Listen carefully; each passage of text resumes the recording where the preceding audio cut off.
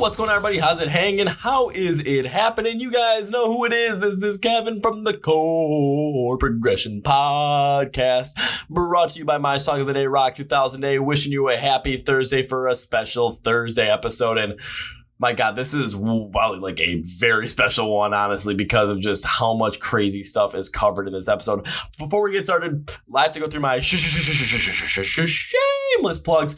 So, of course, the shameless plug section is the section of the podcast where if I advertise, I put it here right now because I don't have that at the moment. We're just going to plug our stuff. So please follow my Song of the Day, Rock 2000 on social media pages like Facebook, Twitter, Instagram, because on those platforms you'll find out the Song of the Day feature, which is a 30-second feature of any kind of song from the year 2000 and rock, metal, other subgenres. It's a great way to get in the know with new music, fall in love with bands you used to love, fall in love with new bands, and just connect with a lot of fans of those bands. Anytime anything gets released from our stuff, you will find out on those places. And on Instagram specifically, we have our IGT videos, which are every single Tuesday night, where it's a behind the scenes look at what we're doing here, and our Instagram live streams every single Wednesday night at 9 p.m. Central. It's an hour you come talk to us. We have one hell of a time. Also, please subscribe to this YouTube channel, because not only does the Chord Progression Podcast videos live here, but all of our other videos live here that come out on every single Wednesday night at 8 p.m. Central, such as special videos like Why Italian Metalcore is so good and upcoming my 5 favorite emerging bands in the scene today. We also have our Kevin Figures Out videos where I figure out if I like certain bands or not, and we do a lot more stuff like that as well. So please subscribe to this video. We have album reviews as well. And please subscribe to the channel. And then for the Chord Progression Podcast, where we're unearthing all the great emerging bands in the scene so that you can brag to your friends that you found about them first. So when they're the biggest bands, you can be like, ha, ha, ha, ha, ha, ha, I knew about them first. You can watch those interviews here on YouTube, or you can listen on Spotify, Apple Podcasts, or Google Play. Link description below for everything. But now let's go to my guest. So I found this artist on Instagram and I contacted them. I'm like, hey, we got a podcast. Would like to be on the podcast. I love this symphonic metal sound they're working with. And I got a message right away that said, you know what? Yeah, let's make it happen. So there's me going, ooh, okay. And it made it happen. And they're from Australia. So here's me from America, having to work with a 15-hour time difference. So I made it work for them. So I shot this late at night. And here's the thing. Was it totally worth it? Absolutely. This is one of the craziest, most diverse in terms of just everything that's covered podcasts with this symphonic metal band. So please welcome from this Australian symphonic metal band, Victoria K, the Victoria from Victoria K. So are you guys ready? Are you ready to roll? You guys know how we start this. Let's go. Yeah. Well, ladies and gentlemen, boys and girls, listeners of the Chord Progression Podcast, I find all these bands that I would easily consider the emerging bands in the rock and metal scene today, usually by perusing Instagram and just really digging deep. And when I always say I find another one that's good, I'm always talking about the truth, because that's what it is. And again, I found another one that really stuck out to me. I don't remember exactly where I found them, but all of a sudden I took a listen to their music, to their album Essentia, and I'm like, okay, let's take a listen to this, see what it's like. And I was like, let's see if we can get them on the podcast, because this is definitely something. And with us today is the frontwoman from the band that also kind of has her name in it. So please welcome Victoria K. So Victoria, welcome to the Chord Progression Podcast. Thank you so much for having me. I'm so excited. I'm kind of pumped. It's really an honor to be on the podcast. Oh, thank you very much. I think we kind of got that matching energy too, because even though, like I said earlier, it's like I've already recorded one today. I even had like a whole entire, I was helping one of my friends do a concrete job. So it's like I should be completely tired, but I'm here just like, yeah, let's go. So that energy is definitely matching, and I can already tell this is going to be a great one. So before we really get started and really jump into your music, I'm going to let you introduce yourself to everyone here. Kind of can say who you are, what you do in the band that you're in. And also, I always ask for like, like in school, they'd always be like, and also say a fun fact about yourself. I always like to do that, but it can be anything random.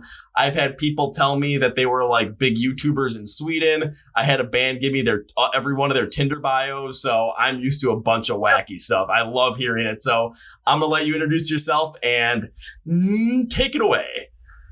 Hi, I'm Victoria. I'm the lead singer and songwriter for Victoria K. And one thing about myself is that I surf a lot. I like to surf during summer. And yeah, I don't really have anything really strange about myself. I don't know. Yeah. I don't know, you'd be surprised. Like when I brought up that YouTuber one, that one kind of came up halfway through a podcast where we found out that one. So as we get talking, there might be something really wacky that comes up, but so for everyone who doesn't know, Victoria K from Melbourne, Australia, so you can tell when you said that you really like surfing where that comes in. And right now, because it's August, is that really the best time to surf right now? Or is it kind of like, not the best? No, not the best. It's winter now. So usually you go like during December and then you go out to like Geelong and Torquay where Bells Beach is and Jan Juc. And yeah, just like chill there and surf. I got to remember the seasons are completely reversed because when it comes to like being on two completely opposite sides of the planet, I mean, you're all the way in Australia. I'm up here in the USA in the middle of, or not really the middle, like the northern part of the country, right in the middle. So it's like, yeah, when winter comes, I mean, I'm dealing with snow and ice all the time. So oh God, I wish. That'd be so cool. In winter here, like it's bipolar every day. Like it would be cold in the morning, then warm in the afternoon, even in winter and in summer. So it's kind of confusing being in Melbourne, but it's fine. We get through it. When you're talking about that kind of like bipolar weather, I mean, here, like if you're in a city like Denver, that's kind of the same way where I've seen times where they've gotten like a foot of snow in the morning and all of a sudden by the evening, it's already all melted and gone, just how their weather works up in the mountains. It's really weird, but I mean, it's kind of cool because you're just seeing like, oh, this is nice. Then there's us here where it's just super consistent. Like once it goes below freezing, it's alrighty, this is going to be interesting. How long is this snow going to last? And how long is it going to stay on the ground? And how much of it am I going to have to shovel? How much are you going to have to shovel? That's amazing. It's a workout. So, you got something. You got a workout in there, just shoveling snow. It is, but it isn't when it it's 6:30 in the morning. I have to be at work at 7 and I'm trying to shovel it out and then try and drive in the snow at the same time too. Cause that's just never a good idea. I'm like already like giving myself like flashbacks to last year, just like, alrighty, got to shovel this out real quickly before I leave. All of a sudden jump on the highway and it's jam packed. Well, I'm not getting to work on time. No. Oh, and then I'm always at that point, I'm like, you know what? Oh, well, no big deal. Who cares? It's fine. Like, I've got snow. You have an excuse. It was traffic and there was snow. And they would understand, hopefully. Yeah, but you'd be surprised, just like, especially when it comes to driving, how bad some people are at driving in the snow. It's like, and no matter what, they may have driven in the snow for 20, 30 years. That first little snowflake falls, and then all of a sudden they're just like, I don't know what I'm doing. It's like you're on the highway and they're only going like 10 miles an hour. You're like, come on, pick up the pace. You don't need to go that slow. You have a giant truck for a reason. Use it. And I'm in like a little tiny Subaru and I'm like flying around everybody because I can handle it. Oh my God. It's like the snow just changes people. Like as soon as the snow falls, it's like, oh my God, I forgot how to drive. Everyone's like, oh, that's like here. Like when it rains as well, like everyone just forgets it's like they forget how to drive. They're all driving like really slowly, or some people are driving really quickly and I'm like, what are you doing? But yeah. It's like if you drive like you normally do and maybe just a little bit slower, you're going to be completely fine. Or just like when you're trying to come to like a stop sign or a stoplight, just tap the brake a little bit earlier. You'll be fine. Don't worry about it. But of course, sometimes all of a sudden I see people flying through and all of a sudden, oh crap, I gotta brake. And all of a sudden they go skating at an intersection. And next thing you know, there's a big accident on your hands. I'm just sitting there at the intersection, car completely unharmed, just sitting there like, yep, that happened. You just gotta watch it all unfold and you're just like, oh, okay. It's like when you're like talking about something like you're seeing like something horrible happens, like watching a car crash right in front of you in slow motion. It's like you can actually see that happen but in normal motion and normal speed. Just, it happens all the time. It's so bad. Yeah, here it's really bad too. But I'm going to hand it to them. I'm still learning how to drive at the moment. So, they probably know better than I do. You'd be surprised because when it comes to learning to drive, it's like when I was learning to drive here, I mean, that was, how many years ago? That was like 10 years ago already. What ended up happening was I knew all the rules of the road like perfectly, but then all of a sudden once you get out there, it's like there's the law rules of the roads and then there's the understood rules of the road, and it's like you have to know the understood ones over the ones that the law provides, because you're always going to end up making the other drivers mad and you just don't know exactly what to do. You might turn too early and all of a sudden when you're making a turn, you might turn too wide and then all of a sudden there's a whole crash behind you, because I've seen that happen before with a couple of people. Yeah, I've seen a lot and been involved in a couple, unfortunately. Oh my God, how scary. I couldn't. That's what I'm scared of happening. Like, because I'm still scared of driving. I can't really reverse that well. I can't really turn that well. It's a bit of a mess at the moment, but I'm scared of hitting something or someone. It's just this constant fear. But like I haven't actually been out on the roads yet because of lockdown.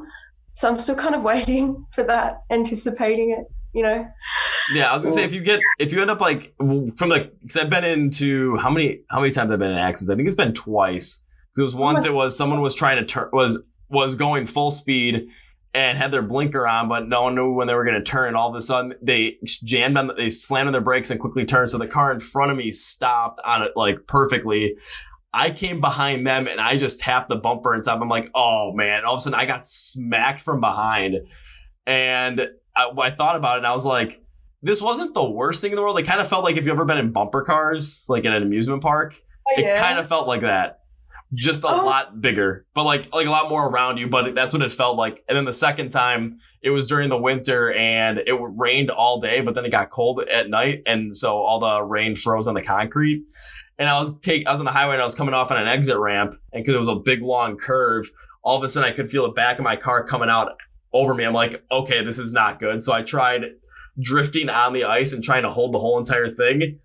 And I knew I wasn't going to have it. So what I ended up doing was I knew I was going to go into the wall. So I ended up putting both hands on the wheel. This is a snap decision. Both hands on the wheel. And I threw myself back into the seat so that when I hit, I was already back into the seat and my arms were there. So I wasn't going to move. But I also made sure my elbows were bent, because if I hit it too hard and basically the engine or the front end kind of started caving in, my elbows would naturally bend in instead of like me sticking them straight out and accidentally had my elbows bend the other way. That would have been bad. I'm sorry if I'm freaking you out about driving right now. It's fine. It'll be fine. I'm not scared. But when you were in the accidents, did your car get trashed? Or was it okay? The first one wasn't too bad, because just kind of how cars are built, the front end is basically built to kind of collapse on itself so that it takes all the impact. So the first one, because I tapped the car in front of me, the front end just was it was a little bit misaligned, not too bad.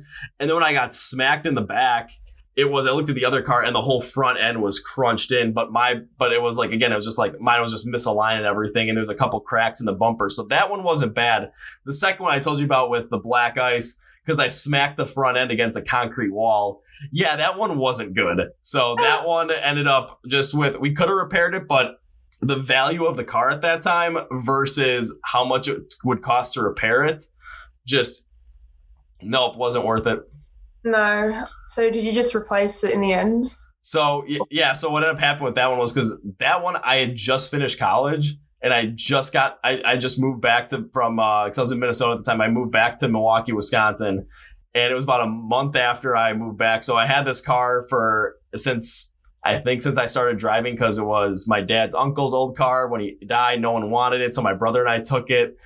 And then while I was in college, after my mom lost her car because it was just old, she was driving it. So I was trying to save up some money to buy myself my own car. But then all of a sudden I crashed this one. I'm like, oh, you gotta be kidding me. So it ended up happening where my mom had to get her car, was going to get herself a car anyway. So her and my dad bought a car for her. And then I had just gotten a job out of college. So I'm like, okay, great. I could start saving up. But for the first 2 months, I had to ride with my mom to work so that I could drop her off where she worked, then go to where I would work, and then go pick her back up at the end of the day and go home. So it was this whole mess of stuff. And then I ended up buying the car that I have now, and it's a four-door sedan, Subaru Legacy, and the engine sounds like a go-kart. That's amazing. But I love it. It's just kind of funny. Every time I turn on, all of a sudden you just hear me like press on the gas. It's like, I'm like, that's not normal, but apparently this one is perfectly fine. Everyone just turns around. They're like, what is that? And you're like, I don't know. Well, usually when people turn around and look at my car, it's because I got the music going full blast and they're wondering what the heck I'm listening to. Because I freaked out a couple of people really good with it. One was usually it happens when people freak out when they're like with me blasting music. It's usually me listening to Ice Nine Kills. Because of course you get the whole entire horror trope in there. But the absolute best one was it was one of my last days at so it was my first job out of college. It was my last days there, and I pulled in the parking lot and I was listening to Marilyn Manson. I was listening to The Beautiful People, and it got to the perfect part, and someone pulled up next to me, and I had the windows all the way rolled down, and I could just kind of sense that they were looking at me. So I turned my head and was just singing along like the beautiful people, the beautiful people.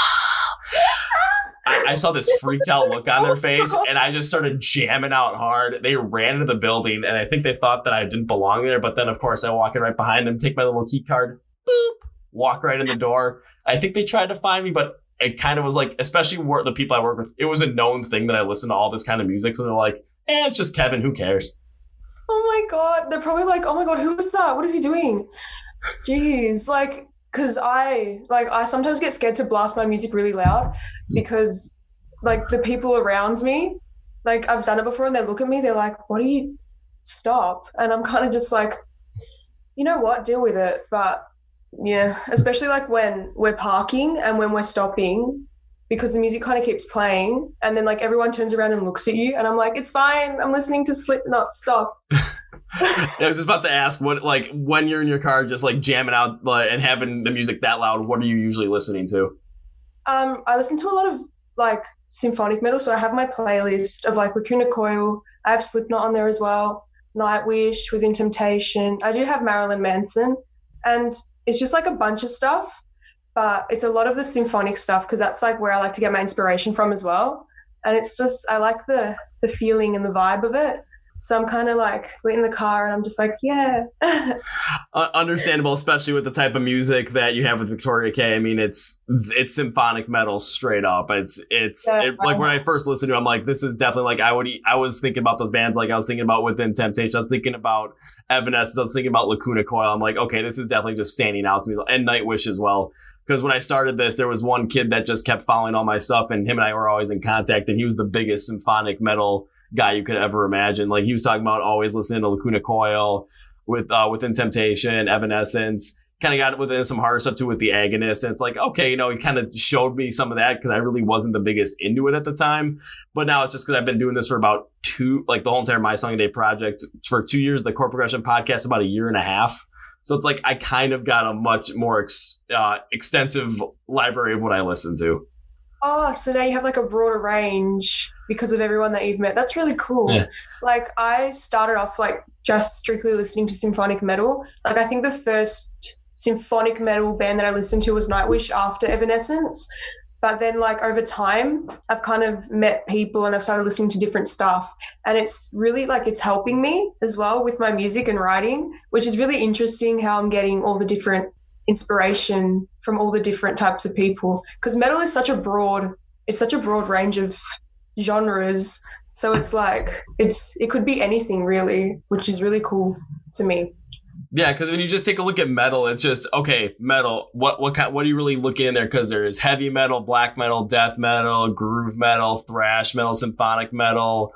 Of course, my favorite metalcore out of all of them, especially because I just jumped into that out of nowhere, thanks to someone saying, hey, listen to Motionless in White and give it a shot. And me thinking, okay, I just like hard rock and punk rock, but we'll give it a shot. And then after that, I'm like, I just got to keep going into more of this stuff. So let's go. And now it's just don't get out. It's like a rabbit hole, and you kind of just like have to keep going, and then you're stuck there. You can't leave. Once a metalhead, always a metalhead forever. Oh yeah, and then like going to concerts, like all of a sudden it's like, okay, because the only metalcore band I'd seen before 2019 was I actually saw Killswitch Engage because they opened up for my favorite band back in 2015, which was my favorite band's Rise Against, because I'm a huge punk rock fan. So I'm like, okay, I got to see kind of what it was like, but I really wasn't into it.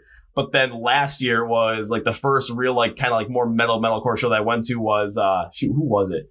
It was Atreyu and Motionless in White. So I got to kind of experience that for the first time. And just when you experience like a live show that like a genre that you're just trying to start to get into, oh my God, it's a make or break moment. And for most of the time, if you're really starting to get into a genre, it's a huge, just like, you know, it's going to make your whole entire mindset. And it's just going to be amazing the whole entire way.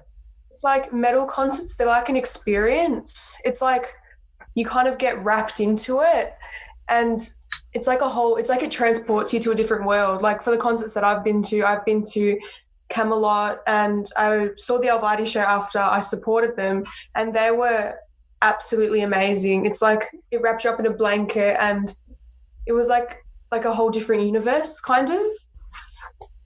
Yeah, I totally understand that. You just kind of your mind just gets completely lost in everything that's going on. It's anything outside of the world that's happening. Nothing else matters. It's just all that matters is what's going on at that show and how your emotions are kind of connecting with the music and with the band at the same time. Whether it's you're kind of just jamming out, or whether you're like me, where you're just like slamming into people because you think it's fun. The mosh pit. Oh my God, I've never been in a mosh pit. I've looked at it. I've been like, I want to go in there. I'm kind of scared.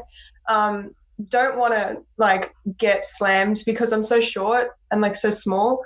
I would just get like, it's like a wave and I would kind of drown in it. I don't want that, but I vibe off to the side, you know? Or like something I've seen a lot of people do, especially that really kind of want to be around that kind of area but don't want to jump in the mosh pit, is they'll be on the edge. So when people kind of come in, they kind of get that feeling of getting hit a little bit, but not that hard. And then you're able to push people right back into it. Because I've been in those where it's just, I've been in somewhere I've been the one that just completely wrecked people because I'm not the biggest guy in the world, but I'm at that perfect like equilibrium point to where the smaller people are afraid that I'm going to just launch them somewhere, but the bigger guys think that they can just absolutely knock me off my feet. However, I still have enough power to knock those big guys out like on the ground at the same time too. So it's this really weird thing, but it's also the same thing. I've seen people that are short. I've seen women go into the pits. I've seen short women go into the pits. And sometimes they're the ones that are the most dangerous because they're lower to the ground. They can kind of use their shoulder to dip in a little bit to people. And just the lower center of gravity just can make some people just fly. It's amazing. I've seen people flying like in the mosh pit. And it's like, I look at it, I'm like, oh my God, are they okay? It's kind of scary. Yeah, I would get absolutely destroyed. I have like no body strength. For body strength, I'm nothing. So I would get absolutely destroyed in the mosh pit. It's not even funny. I'm not going to mosh right now. But if you do jump in though, and if you get knocked down, I mean, trust me, there's going to be 5 or 6 people trying to pick you right back up, just because that's kind of the rules of the pit. It's if someone gets knocked down, you pick them right back up. Even if they get injured somehow, which has happened to me on a couple of occasions. So it's kind of like, I do always have like sometimes I kind of call them like the horror stories, but those are always like the stories that I remember the most because they were the most fun concerts I've been to. It's usually the ones I get hurt at. So it's like, it's okay. It's me getting hurt at a concert means I'm having a great time, I'm just going to stick with it. It's like every cloud has a silver lining, you know? I got brutally injured, but the music was sick, you know? Yeah, there was one, it was like I got a giant cut above my eye from like here to here. How does that happen? So when I got knocked down, so I got knocked down as people were picking me up. Some other guy got knocked down and his head hit mine right here. So he was fine, and this whole entire thing split open. And I was hearing, "Oh my God, man, I'm sorry. You're okay." And I just literally said, "Get me the fuck out of here." And it wasn't because I was mad at him. It's because I knew I was bleeding and I didn't want to bleed over everybody. I ended up going back. I didn't jump back in the pit the rest of the night though. But what ended up happening was someone that I was there at the show with, they had this like old flannel shirt on and they ripped off a piece of it. And I took a bunch of paper towel and I stuck it right on my eye just to kind of stop the bleeding. And because I didn't want to hold it right there, I took the strand of the flannel shirt and I tied it around my head and I literally looked like a pirate. Sick. I mean, pirates are awesome. So at least you looked like sick as hell. Now, So- if I would have been seeing like Ailstorm at this time, I mean, it would have worked out perfectly with that pirate theme. But nope, it was for No. Motionless in White for the second time I saw them. Everyone was like, "What are you doing?" Nothing. I'm not bleeding. And then I told this story on the podcast a couple of times, but there was a time I almost broke my nose at falling in reverse because someone hit me with a flying elbow right there. I'm like, you've got to be kidding me. So all of a sudden, like, I'm feeling around it, like, oh, it doesn't feel weird. I went like this, see if it was bleeding. Didn't feel weird. And someone grabbed me to the side. I'm like, what the hell are you doing? They're like, we're doing the wall of death. You're leading this side. Because I'd been in the pit the whole night. I'm just thinking, oh, this is great. And I'm looking at the other side, and there's the guy that hit me with his elbow. And I saw him. I just pointed him, and that's all he did. Just like waved his, like, bring it on. Because he knew I was, yeah. And I just completely leveled him. And then right after I leveled him, like, I picked him right back up, and then we just kept going nuts the whole entire time. It was, like, those are always the shows that make the most memorable ones. It's usually the ones I get hurt at or the ones where there's something really wacky happens. But, I mean, because I know you said you've never been to the Mosh Pit, but have there been, like, some certain concerts that you've been to that have just been, like, those concerts you just remember because of all the, like, something crazy happened or just something that you really connected with? Because I know a lot of people have those stories. I'm just curious to see what yours is. Okay, so probably the Almighty show.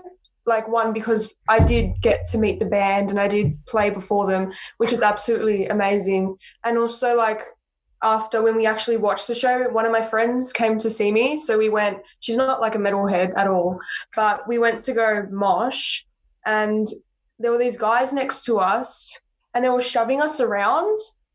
And like one of them full picked up my friend and just dropped her. And I was like, Jesus, you know? Oh my God. It was a special time, but I think they were probably drunk. It was fine. But then we kind of like moved away. We were like, let's not have that happen again. And that's probably one of the reasons why I'm not really feeling to mosh right now. I don't want to get hurt, but I think I'm kind of just scared, you know. I got to come out of my shell. See, I don't blame you for that either, because even the ones that I get in, it's just, at times I'm a little just nervous to jump into them because it's like, okay, you know, I'm just trying to find the right time to jump in. There's times I'll just tell people just to push me in, because if you push me in, once I get hit that first time, game over. Like, I am into it. It just needs a little bit of a push. A little bit of a push. Got to push the birdie out of the nest, you know? And then you like die. I'm not sure if that really worked, because I'm like, maybe if like you get pushed, especially if it's like some big strong guy like just push, you might just go flying through the pit. You never know. I've seen that happen before. I've seen it like a 10-year-old kid in the pit before, which was like everyone's like, okay, can we like to the show? Was it an 18+ show or not? It should have been, because it was for Gore. How did a 10-year-old kid get into that? Jeez. I don't know, but that 10-year-old kid had the time of his life, especially because with Gore, because they always spray the crowd with like blood colored water or bile colored water. This kid, the most epic hairstyle. He had the best mullet I've ever seen on a 10-year-old kid, or on anyone for that matter. He was on his dad's shoulders, shirt off, just looking like a madman, and the whole entire band saw it, and they all converged in the middle of the stage. They all pointed all their stuff at him and just blasted him for like a straight like 30 seconds to a minute. And I was thinking, this kid's gonna, because it was on a Tuesday night too. I'm like, this kid's gonna go to school the next day, tell all his friends what the hell happened, and they're not gonna think it's real. But I'm like, I took a look at like the band's Facebook page the next day and like their Instagram page, and the only picture they had from the show was this kid just getting just full on blasted by the band with all the blood water. I'm like, oh my God. Absolutely amazing. Oh my God. Like, as a kid, like, what an experience. Like, you're going to grow up and be like, this happened to me, you know? No one's going to believe him. But then you have, like, the proof of the Instagram. That's so cool. Like, as a kid, I would have loved to go to a metal concert when I was younger, but I couldn't get in because, like, they're 18+ shows. Like, all of them are 18+ here whenever they come because they sell, like, alcohol. But I would have loved to go to a metal concert when I was younger and have, like, an experience, you know? Yes, because same here, because usually like with the concert I went to like when I was younger, probably before I was in high school, it was a lot more like those 80s rock bands, because that's what my parents would always listen to. So I did enjoy the stuff. But it was like if I was going to concerts, because I couldn't get there by myself, I had to go with them. However, all of a sudden when I started being able to go to concerts a bit more by myself or go with friends, I always went to more like punk rock, hard rock shows, because that's what I really liked. And the punk rock ones are always the best because the mosh pits were going for punk rock as well. And then, I mean, always had good times at those too. Just seeing some of the crazy stuff that happened at those. I mean, but then again, it's like when I say the punk rock shows, it's like 90% of the shows I went to for punk rock involved Rise Against at some point. That's pretty cool. I've never actually been to a punk rock show. Is it like really different? Because I'd imagine it's really different to like when you go to a metal show. Is it? The stage presence and the style of, and just kind of like the overall the stylistic set is a lot different because I use like think about like Slipknot, for example. I mean, you're going to have this whole entire larger stage production where with punk rock, with like Rise Against, they're just going to come out. There's going to be really nothing big behind. There's going to be no production. They're just going to come out, play, and just like really let the emotion out while they're playing. But the crowd acts a lot like the same because the music, it's fast paced, it hits hard, and you can really get behind creating a mosh pit for that at the same time as well. Yeah, because what with my experience with like symphonic metal, it's very, or like metal at all, it's very theatrical. And especially in the stuff I do, there's a lot of like theatrics and like even with what they wear, it's very over the top and like large, everything's larger than life. And there's all this like scenery and backdrop and the lights as well. And yeah, so I've just never been to a punk show, so I'd imagine it'd be quite different. You know, is it more raw? Oh yeah, much more raw. Because if I compare it to like, because I only went to one symphonic metal show ever, and that was last year because it was like one of 4 shows in the U.S. that Evanescence was going to play, and they played here in Milwaukee for one of them.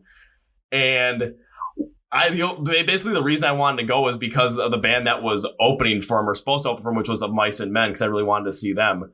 However, like an hour before the show was supposed to start, I forgot who it was, but I think it was Aaron, their lead singer, got sick, so they couldn't perform. And I'm like, oh, this sucks. And it was hot. There was no AC, nothing. It was super hot in that concert venue. And all of a sudden, Evanescence comes out, Amy Lee comes out, and literally, like, she's telling everybody what's kind of happened with Of Mice and Men, saying that they're going to play longer and that it's hot there, so please bear with them if something kind of like, if they kind of get like a little bit tired or whatnot, because I mean, it was like 95 degrees outside, humid, so everyone's kind of dying in here. But holy crap, did she put on one hell of a performance? And just the way the show was, it was insane. It was something to really witness. I'm like, God damn, I got to go to more of these. And then I was going to go to another one because Lacuna Coil was going to play. I think they're playing with All That Remains, and I think it might have been Bad Omens. But the same night, one of my other favorite bands was playing at a much bigger venue here in Milwaukee, and someone got me tickets for the floor right in the front row. So I'm like, so do I go and see this band, go and see Lacuna Coil and All That Remains because I've never seen them before? Or do I go front row for Disturbed? We're going front row for Disturbed. I mean, free tickets. Yeah, I'll take that. But when we saw Evanescence, they're absolutely amazing. We saw them for the Synthesis show, so it wasn't like as heavy, but we were the 3rd row back, and they were absolutely like their stage presence. Amy Lee, she didn't speak for the whole show, but then she came on, like she spoke like twice in the show. She's like, I don't really like speaking. I get very nervous. I'm a very shy person. And then it was just like, you know, that she could say that really confidently. And then another thing that she said, she goes, oh, I've made it very clear that I hate My Immortal. I've never liked the song. And then she just sang it like nothing. And everyone was like, oh my God. Everyone was like mind blown. It was absolutely amazing. Like the whole wall of sound as well, and the whole experience. I've only seen Evanescence once because they never come to Australia. They've only come to Australia twice. So I really hope they come again. But well, I think they were planning on doing something where they were going to do a huge tour with Within Temptation because a bunch of fans were like trying to like get them to get like Amy Lee to listen to Within Temptation because apparently like she never really made the connection to them, and just realized that all of a sudden all these Within Temptation fans were also Evanescence fans. Listen to music and listen to Sharon Den Adele. It's like, okay, I can definitely see why Within Temptation fans and Evanescence fans are absolutely huge with both the bands. So I thought they were going to do like a whole world tour, but when they were in the US, it was going to be Within Temptation opening and then Evanescence headlining, but then anywhere else it was going to be the opposite. I thought that was going to be the case, but again, with everything that's going on, who the hell knows anymore? No one knows anymore. Like, we could be like this. I don't even know how long we're going to be like this for, because they extended our lockdown for like another 6 weeks, but I think it's going to keep going till like later next year. So I don't know what's happening. Like, we can't travel like interstate either. But can you travel like in between states? Because we can't travel between states. Yeah, we still can. Oh, that's so good. Like, because Victoria, my state, we've got the worst cases in Australia right now. So that's great. But people have traveled to other states and started infecting everyone else. So everything's just kind of going downhill again. But like, it's okay when we can travel overseas. I really want to do some more shows overseas because I've never done shows overseas before and like get the experience. But we'll just see where this takes us, I guess. I mean, you've got the, like, well, I definitely want to go over that a little bit later when it comes to just like what's going on right now for the band and what you're doing to grow the band's influence, especially with the fact that you came out with an album on April 24th of this year, which, of course, for myself, I'm like, April 24th, what else came out on that day? I'm thinking, the new Trivium album came out on the same day. And I was like, my God, no wonder why I missed theirs, because that one was just like, that one blew me away completely. So I'm like, and I'm so into that one. I think there's a couple others that people are trying to get me to listen to. I'm just like, I am so focused in on this one. There is like no deviating from it. I think another thing that came out, Amy Lee, Evanescence's single came out that day as well. Oh, yeah, that's right. Yeah, their first one. I didn't like that one that much, the single. I was a bit like, I wanted it to be a bit heavier, a bit grittier. But then they released their second one and I was like, this is heaps better. Like, I like this a lot better. Have you heard the second one? I haven't heard the second one yet, because just with a lot of other things that are a lot of other things that have come out with other bands that I've been kind of working with and trying to make sure I stay on top of that. There's some things that always kind of slip through the cracks here and there. So it's like, oh boy. But because I know like lately it was like, I really wanted to listen to the, with Black Veil Brides re-recording their first album that came out, that came out yesterday. I still need to listen to it. I'm like, I have to get around to doing it. Everyone's like, my friends that are like them, they're like, have you listened to it yet? I'm like, no, I need to get around to it. And I'm so disappointed in myself that I haven't. It's okay, because I'll put it this way, just to kind of give you a little take of it. I've listened to it a number of times already, and there are for the most part, I mean, it's because it's just a re-recording, but it's like, so that they sound, a lot of them sound incredibly the same, but it's just, there's little certain aspects of it like that just sound a little bit sharper. So they kind of stand out a little bit more. Knives and Pens has a little bit of a different sound to it, especially in the intro. So you'll definitely pick up on that right away. And then the lead single they came out with, it was their re-recording for Sweet Blasphemy. That one was incredible. Not going to lie. That one just took off. I have to listen to it. I'm so disappointed in myself. But like, because I've heard all their other albums, but I don't know, I really want to listen to it because it's kind of like how they've progressed, and like we can see like how a lot of them are similar, like you were saying, but like you can see kind of like how they've improved on themselves and how they've kind of progressed as a band. And I think that's really interesting to like listen to that stuff. Yeah, because I was actually reading, I think Kerrang had an article or Lauer had an article on it. I'm not sure which one, but when they were talking about it, it was when they recorded it initially, like they recorded in a studio that was built for recording like commercial jingles, and they had to record it between like 11 p.m. and 3 a.m. So, and also you got to remember, like the band was young, so I think Andy might have been like 18 or 19 at the time when they recorded it. Yeah. So now. Yeah, with his long emo hair, and it's just, I still remember there was a video, it was like someone like took like the chunk of Knives and Pens videos. It was like listens to Escape the Fate once, and then that's what you get. And I was like, oh, that's actually kind of funny. His long emo hair is amazing, and all the makeup, the paint. Oh yeah, the paint everywhere. He's like, if you look at him now and you look at him then, they're like, that's not the same person. Yeah. Well, especially if you look at like music videos from that second album too, when they literally had like that whole entire like 80s glam metal look to them, like Kiss meets Motley Crue. Oh my God, literally. Like, but they kind of still have that 80s kind of sound in their songs. So it kind of fits. But I think it's cool how they have that. I'll say especially that second album, but you can like on this one, you can definitely hear like how they put it, like if we had like the full budget to record this is what they want it to sound like. And probably the biggest thing is you could just see the maturity in Andy's vocals in terms of what he can do now with certain aspects of like when he kind of goes unclean, does those unclean like growls at times. They're a little bit more pronounced Or even like sometimes like when they need to be a little bit more drawn back, it's a lot better balanced. That's a better way to put it. The balance is really well done. His voice is amazing. I've always loved his voice. It's like, it's really like, it's got a lot of grit to it. And it's always been like really mature, even when you hear like their older stuff. But it's like, when I listen to the older stuff, it doesn't match the face. Like this skinny emo boy, kind of just out of high school, starts singing Knives and Pens. You're like, oh my God. It's like mind blowing.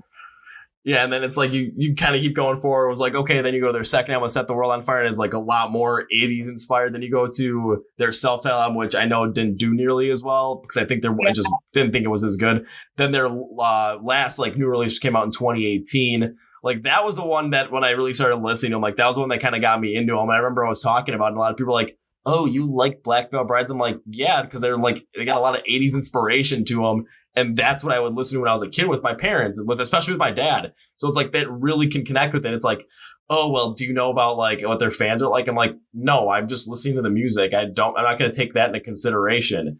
And then I mentioned I was going to go, it was like, okay, I was going to go see in concert because in April they were supposed to play here with In This Moment. I've already seen In This Moment twice, and I'm not the biggest In This Moment fan.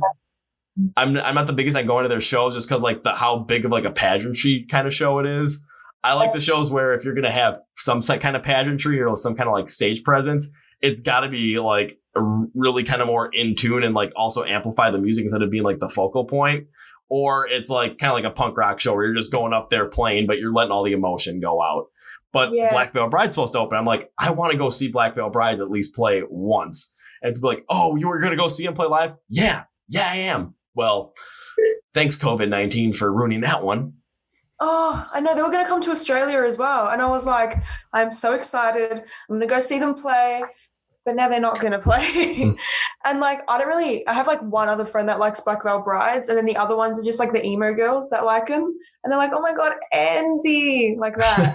But, I was going to go see it with my friend or like even like look into seeing it. But now we can't. But, it's fine. I can listen to them and still admire their music. Yeah, and when it comes to admiring your music, because I'm just taking a look at time, I'm like, oh my God, we just been kind of like geeking out about music and just concerts for a long time without really even diving into your music at all. So I love to talk about this, but I really want to also focus on your music at the same time as well, due to the fact that your music is kind of why I asked you to be on here, why you're here. So I kind of got to go back a little bit, like mix the two. So when it comes to, how did you get into symphonic metal in the first place? So how I got into symphonic metal, I listened to Evanescence first when I was around 8 or 9 years old. Mum was always the metalhead. Like Dad was into like jazz. He was in a Greek band as well. So really? That happened. Yeah. So Mum was the metalhead and she played me Evanescence. My Immortal was the first song I ever heard of him. And I was like, oh my God, this is so scary. I was terrified. I was like 8 years old. I was in my room.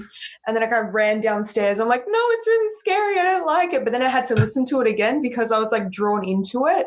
And ever since then, I've been like, I haven't really left the metal kind of scene. Like from that, I started listening to Within Temptation, then Nightwish. And those are the first 3 bands that I ever like listened to for metal. And as I've grown, like older and as I've grown like further into the metal scene, I've started listening to like heavier bands like Once Human and The Agonist. So it's like really progressed from when I first listened to Evanescence at 8 years old and was terrified. But yeah, I think, it's grown a lot since then. But Mum's always been the metalhead. She always will be the metalhead. And Dad never really liked metal either.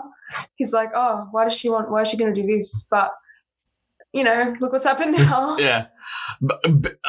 Big amount of credit to your mom for that one, for introducing you to the genre, and introducing you to metal as well, because all of a sudden, like you said, it's like you listen first like, oh, it's so scary, oh my God, I don't like this, but then still after you're sitting there for a while, you're like, I don't know why, but I want to listen to it again. There's something about it, I just don't know what it is, but it's there. And then you go listen again. Now all of a sudden, take a look at where that moment has led you to today. I know, it's so different. I always remembered before listening to that, like with my singing school and stuff, everyone would sing a lot of pop songs, a lot of Alicia Keys. I was never, like I would sing that stuff too because I didn't know what to do because I was so young, but I was never really interested in it. Like even from then when I thought I was. And I remember saying, I'm never going to sing rock music. I'm never going to sing metal music when I was really little. I'm like, it's too scary. It's evil. And then look at me now, you know. I wish I could go back to my little self and be like, stop, you know. It's like, just like, hey, little self. You know, you're saying you don't want to like sing this stuff. You want to sing more pop. If you don't want to sing rock or metal, let me just tell you this. Just completely scratch that thing. You just throw it away. Don't worry about it, because trust me, you're gonna want to sing it. It doesn't matter. Awesome. It's so awesome. And like I think it was the storytelling and like the musicality that brought me into it, that made me want to listen to it again. It's just, I think it's so, like, pop music is good for what it is. And there are some pop songs that I know are very well produced and are done really, really well. But I think metal, because it is with live instruments, there's more musicality put into it. And I think the storytelling of it as well just adds another layer to it. And that's what really drew me to it, because I always loved literature and reading. So I think that always, like, that's really why I got drawn into metal in the first place, you know? Understandable. And I think another reason kind of put with that, kind of how the musicality relates to it as well, is when you're listening to a lot of pop tracks and you see a lot of pop tracks, it's, yes, like the artist is writing a lot of them, but there's also a lot of producers behind the scenes as well. So when it comes to producing the background sound that the vocals aren't going to be, you know, complemented by, yeah, it's a good way to put it. It's being written and produced by somebody else. So when you're trying to write maybe like a song about a breakup or a song about something tragic in life, something that has a lot of emotion behind it, the emotion's going to come out in the vocals, but it's not going to be perfectly tied into the background instrumentation, the background influences, the background programming that's there, due to the fact that both the person who created the song and the person who created whoever's in the back just aren't the same. But when you get something like more like with rock, metal, symphonic metal, or any kind of genre or subgenre within rock and metal, and a bunch of other genres as well, but again, rock and metal specifically for this one, it's when you're really creating something, you're trying to speak to many different things, and you're the same person that's writing everything. Not only is that emotion going to come out in your vocals and in the lyrics that you have, but the instrumentation and how it's constructed is going to match that exactly to what you want it to be. Exactly, because I think as well, I've written all the parts along with my producer who helped with the symphonic parts for this song. We had really in-depth discussions about, okay, so what does this mean? Like, we went through every line of the songs and what does this mean? What does this mean? To try get the real message across. So it all made sense and the message came across. And then we had to portray that in the music. And that was really interesting to do that, because this was my first album, you know. I've never really done this in depth before. And then when we did, it was an amazing experience, like, to be able to write from emotion, you know, like not having someone else just write it for you. And I really enjoyed that. That's why I like writing the instrumentation as well.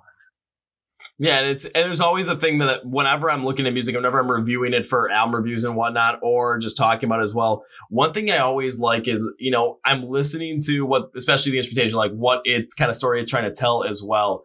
And then when it comes to listening to the vocals at the same time too, there's a lot of times where I'm like listening to instrumentation, I'm thinking, okay, this is what kind of I'm thinking that it's calling for the vocals to do. And then all of a sudden the first verse hits and it's just like, yeah, that's exactly what I was like thought was going to happen, due to the fact that that's what the emotion and the sound and just the overall feeling of the instrumentation is kind of guiding me to. And all of a sudden it's like I'm taking a look at how whoever wrote it, how it guided them. And if we kind of come to the same point, then you know the message is going to come across. And there's a lot of songs, especially within rock and metal, because there's so many songs about, you know, the bad things in life. There's so many songs about suicide, so many songs about depression, about losing a loved one, about being addicted to drugs, about having, you know, potentially having a bad family life. There's so much of that, and you can really tell what people are trying to portray in those, and then also kind of relate to those songs yourselves, because you're able to feel their emotion, you're able to feel their pain, and you're able to potentially relate it to something that you went through as well. And then that song also gives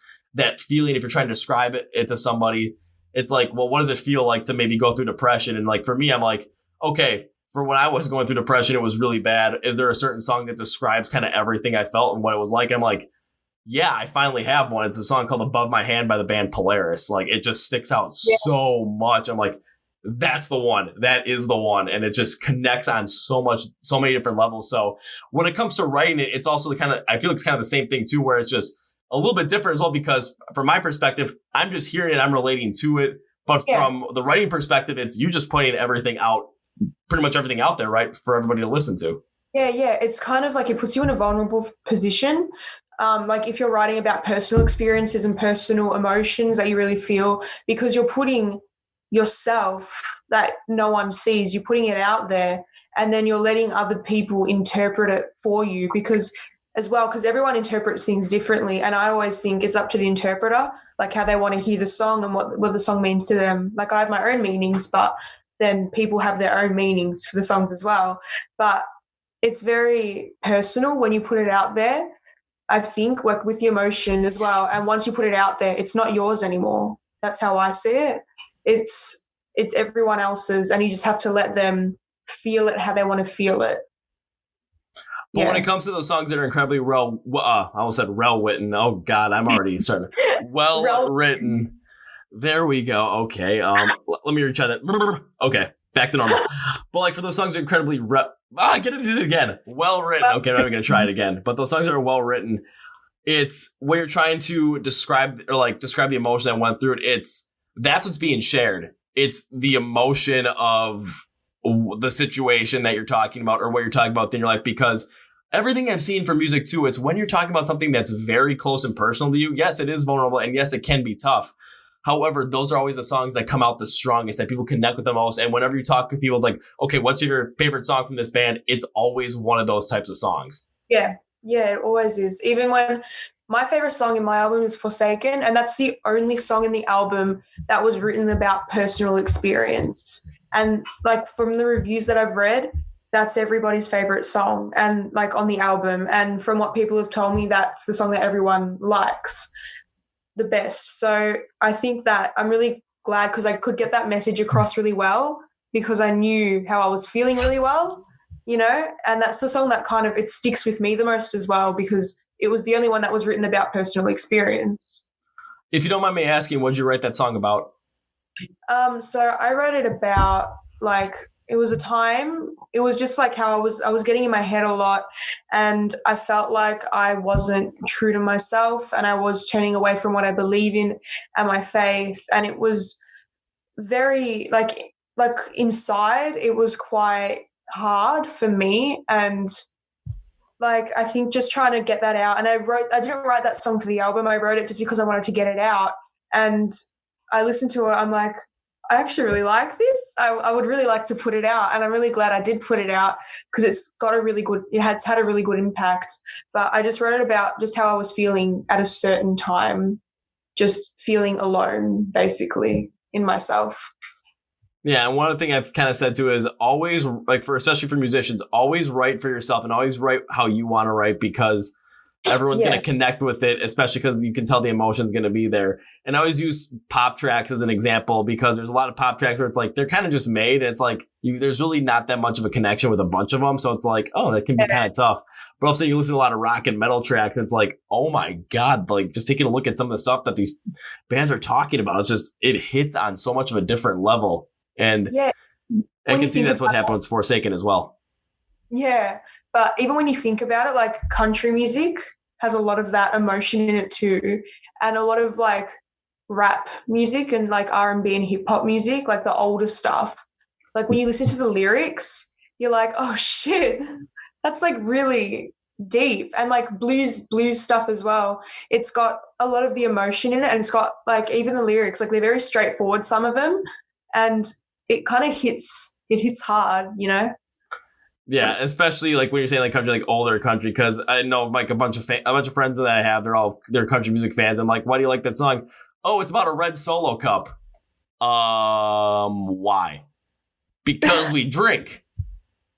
Okay, I guess if you like it, good. Just keep listening to it. But I'm just thinking at the same time, like, definitely not for me. Nope. Red Solo cup. Yeah. That's amazing. Oh my God. It goes, red Solo cup, I'll fill you up. Let's have a party. The real song. Yes. And it was huge here about like 6-7 years ago. Oh my God. Wow. Okay. I don't think I've never heard of that in my life. Red Solo Cup. It probably means something more if you ask the writer. Maybe it's like a metaphor, for something. Or maybe it's just. If I think about the Red Solo Cup is usually just like when you're at like a party and you have like the disposable cups and so it might be something like you're like getting together with a bunch of people that you enjoy and hanging out, having a good time kind of thing. But it's just when you listen to the lyrics, well, it's just they're very. I don't know what it is. It's just there. It doesn't seem like the emotions there, especially in more modern country, because it's just a lot of the stuff or pop country, like very like pop. That's something I know a lot of people listen to. It's just like. Oh, it's just not like that. But then you listen to older stuff like Roy Orbison, Johnny Cash, and then there's some real deep shit there. Yeah, like I think especially in blues music as well, because that all came from like a dark place. And when you listen to older blues, it's like, shit, like this is really tough, like what they're going through. And it really connects with you. And I'm not a big blues fan myself, but I enjoy listening to older blues, like really, really old blues, because it's just really, it kind of draws you in and it's really intriguing for me, I think. Yeah. Oddly enough, I think someone who said it best was actually on one of their recent Twitch streams was Ronnie Radke, who was talking about, he's like, I don't write music when I'm like about things that are happy. Like I write music about like bad things that I've gone through. I write music about the bad times. Because it's like it helps him get through it, and then it's much more relatable to people, and it's just the emotions all out there. And then all of a sudden, you get a song that's just like, holy crap! Everything is coming out this one at once, and there's so much going on here, and this is just too good. It's so true, though. Like I know a lot of people that write music, and they don't write for themselves. They write because this song needs to be written, and it's like. About I love you, you love me, we love each other, but I also have lots of people that I know that write from the heart, even from my old singing school. Like they wrote like poppy stuff, but they wrote from the heart, and it was really, really interesting to see. And those are the songs that stuck with me, the ones that have emotion in them, and the ones that kind of like, this is how I'm feeling, I'm going to draw you in and I'm going to take you into my world. Those are the songs that always stick with me the most. And you can kind of feel that when you're listening to it. Yeah, so I'll say this to everyone out there, especially musicians. Don't write just because you feel like it needs to be written. Write because you want to write and be completely genuine about it. Feel free to talk about your experiences because that emotion is just going to be able to connect with everyone that listens. It's going to be something that just sticks out completely, and it just... Like all the songs that I really connect with, those are the songs that just you hear about. I'm gonna think of a couple off the top of my head. Like go with Motionless in White, like their song "Eternally Yours." It's all about it's all about loving someone so much that it's like you even like just die for them kind of thing. And it's just kind of just feeling how heavy that emotion is can really stick out. Or my favorite song of all time, "Savior" by Rise Against. It sounds so much more upbeat, but it's all about going through a breakup and then being okay with the fact that that portion of your life has ended and that it's like, don't save it anymore, move on kind of thing. And it's just, everyone's gone through those times and you can really kind of feel the emotion in there a lot. It's like, ooh, this is good. This is really good. Yeah, like even with things like that, because I know a lot of pop songs are about breakups and stuff, but if you can really tap in, because it's a tragic thing, like when you think about it, like it really cuts deep into your heart. And if you can write about, like if you can pinpoint the exact feeling that you were getting, that's what really brings it out. Like it doesn't matter what you write a song about, it just matters how well you like kind of put that out. Do you get what I mean? Yeah, I get what you mean. Is you want the emotion to match the words pretty much. You want the sound to match. You want the sound and the words that you're putting in the song to create this emotion that match exactly what you felt during that time that you're writing about or during the experience that you're writing about. Yeah, totally. That's exactly what I was going to say. That's why I think my song Forsaken has stuck the most with me and the most with other people. Like even my drummer was saying, he goes, I love this song. This is one of my favorite songs on the album. And I'm like, oh, sick, awesome. Yeah. Especially when someone else is talking about it. It's just like, especially man, you're like, this is something. It's like, you're not the only one that thinks it. But if your drummer's like, this is my favorite song on the album, it's like, yeah, this is good stuff. I did it. However, not gonna lie, that song was not my favorite on your album. I'm sorry to disappoint. No one cares. Whatever. Everyone likes their own thing, you know? See, probably my favorite on the whole entire album was Freedom Uncharted. That was the one that stuck out to me the most. Yeah, a lot of people like that one too. When I put it into the studio, when I played the riff on the piano, the starting riff, my producer's like, oh, that's weird. But it's like cool, but it's weird. And everyone was like, that's why we just decided to put it first, because it's like, it's a bit different to the other songs. I really like that song too. So yeah, and like for someone like myself, because the intro was a lot different than a lot of the other songs as well, because it was heavier. Like the guitars, the down-tuned style of them, the drumming, it had a lot of the more of that rapid pace to it, which reminded me more of that like heavy metalcore style. And of course, I'm sitting there thinking like, woo, this is good stuff. And also because like when I was a kid, I used to play drums and I was always trying to do some things there. But then of course it was like I got into high school, I had to pick between playing drums or playing soccer. I'm like, okay, I got to pick one or the other because I'm not going to have time for both. And I was much bigger into sports that time. So I'm like, I'm playing sports. Woo. And now I'm looking back, I'm like, I really should have stuck with drum because I remember the intro to Chop Suey, but I remember how it goes, but I don't remember what to hit. Like, this sucks. Oh my God. But you know, you're a sports guy at the time and that's what you do. You know, you got to go with what you were feeling. You got to follow your path. And it's like, if I didn't, and all of a sudden, had I stuck with drumming, you know, I might not be doing this then. I might have not gained the appreciation for music that I have right now, and I might not be doing anything near like this. Hell, I could have been a great drummer. I could have been a horrible drummer. Who knows? I mean, everyone was saying I was way too loud, but I'm just like, that's just me. Yeah. Probably could have played a little quieter though. Not gonna lie. It's just the drums. The drums are loud. It's not me. I promise. You're playing. You're like smashing everything. Oh yeah, there was. Oh my God, because I remember the kit I had when I was a kid. If you looked at some of those drum heads, I think I broke 2 snare heads because I hit them too hard, and then the crash cymbal that I had and the hi hat, the top part of the hi hat, the crash cymbal was so dented and bent out of shape. With the hi hat though, I'd actually kept hitting it so hard that it inverted. So it was like popped up. It was, yeah. How old were you? Like, were you playing? I was playing a lot of like Green Day and System of a Down, or trying to play at least. Mostly Green Day though.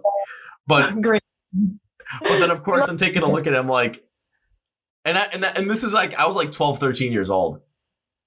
So I wasn't like old. I was like just starting to I was just starting to become like a real teenager. I'm just like, ah! And all of a sudden I broke a head. I'm like, oh my God, you gotta be kidding. Again? How does this happen? You're like, oh God, not again. How long were you playing the drums for though? Like, did you know what you were doing? Yeah, I played for about 4 years. Oh yeah, so you knew what you were doing. You just decided to hit it so hard and it just snapped. And like, you know, your parents come in, they're like, what happened? Well, like also when I was playing it was kind of during a time when because it was during a time when I really wasn't, because it was like I went to one school when I was a kid, and then my parents ended up transferring my brother and I from one school to another because that school had a better academic program than what we were at. Oh yeah. But all my friends were at the one that I went to originally. And now today that it's because that change happened like 15, 16 years ago. Taking a look back at it, like the school that I ended up going to at that point that we switched to, I'm not friends or talk to anybody from there.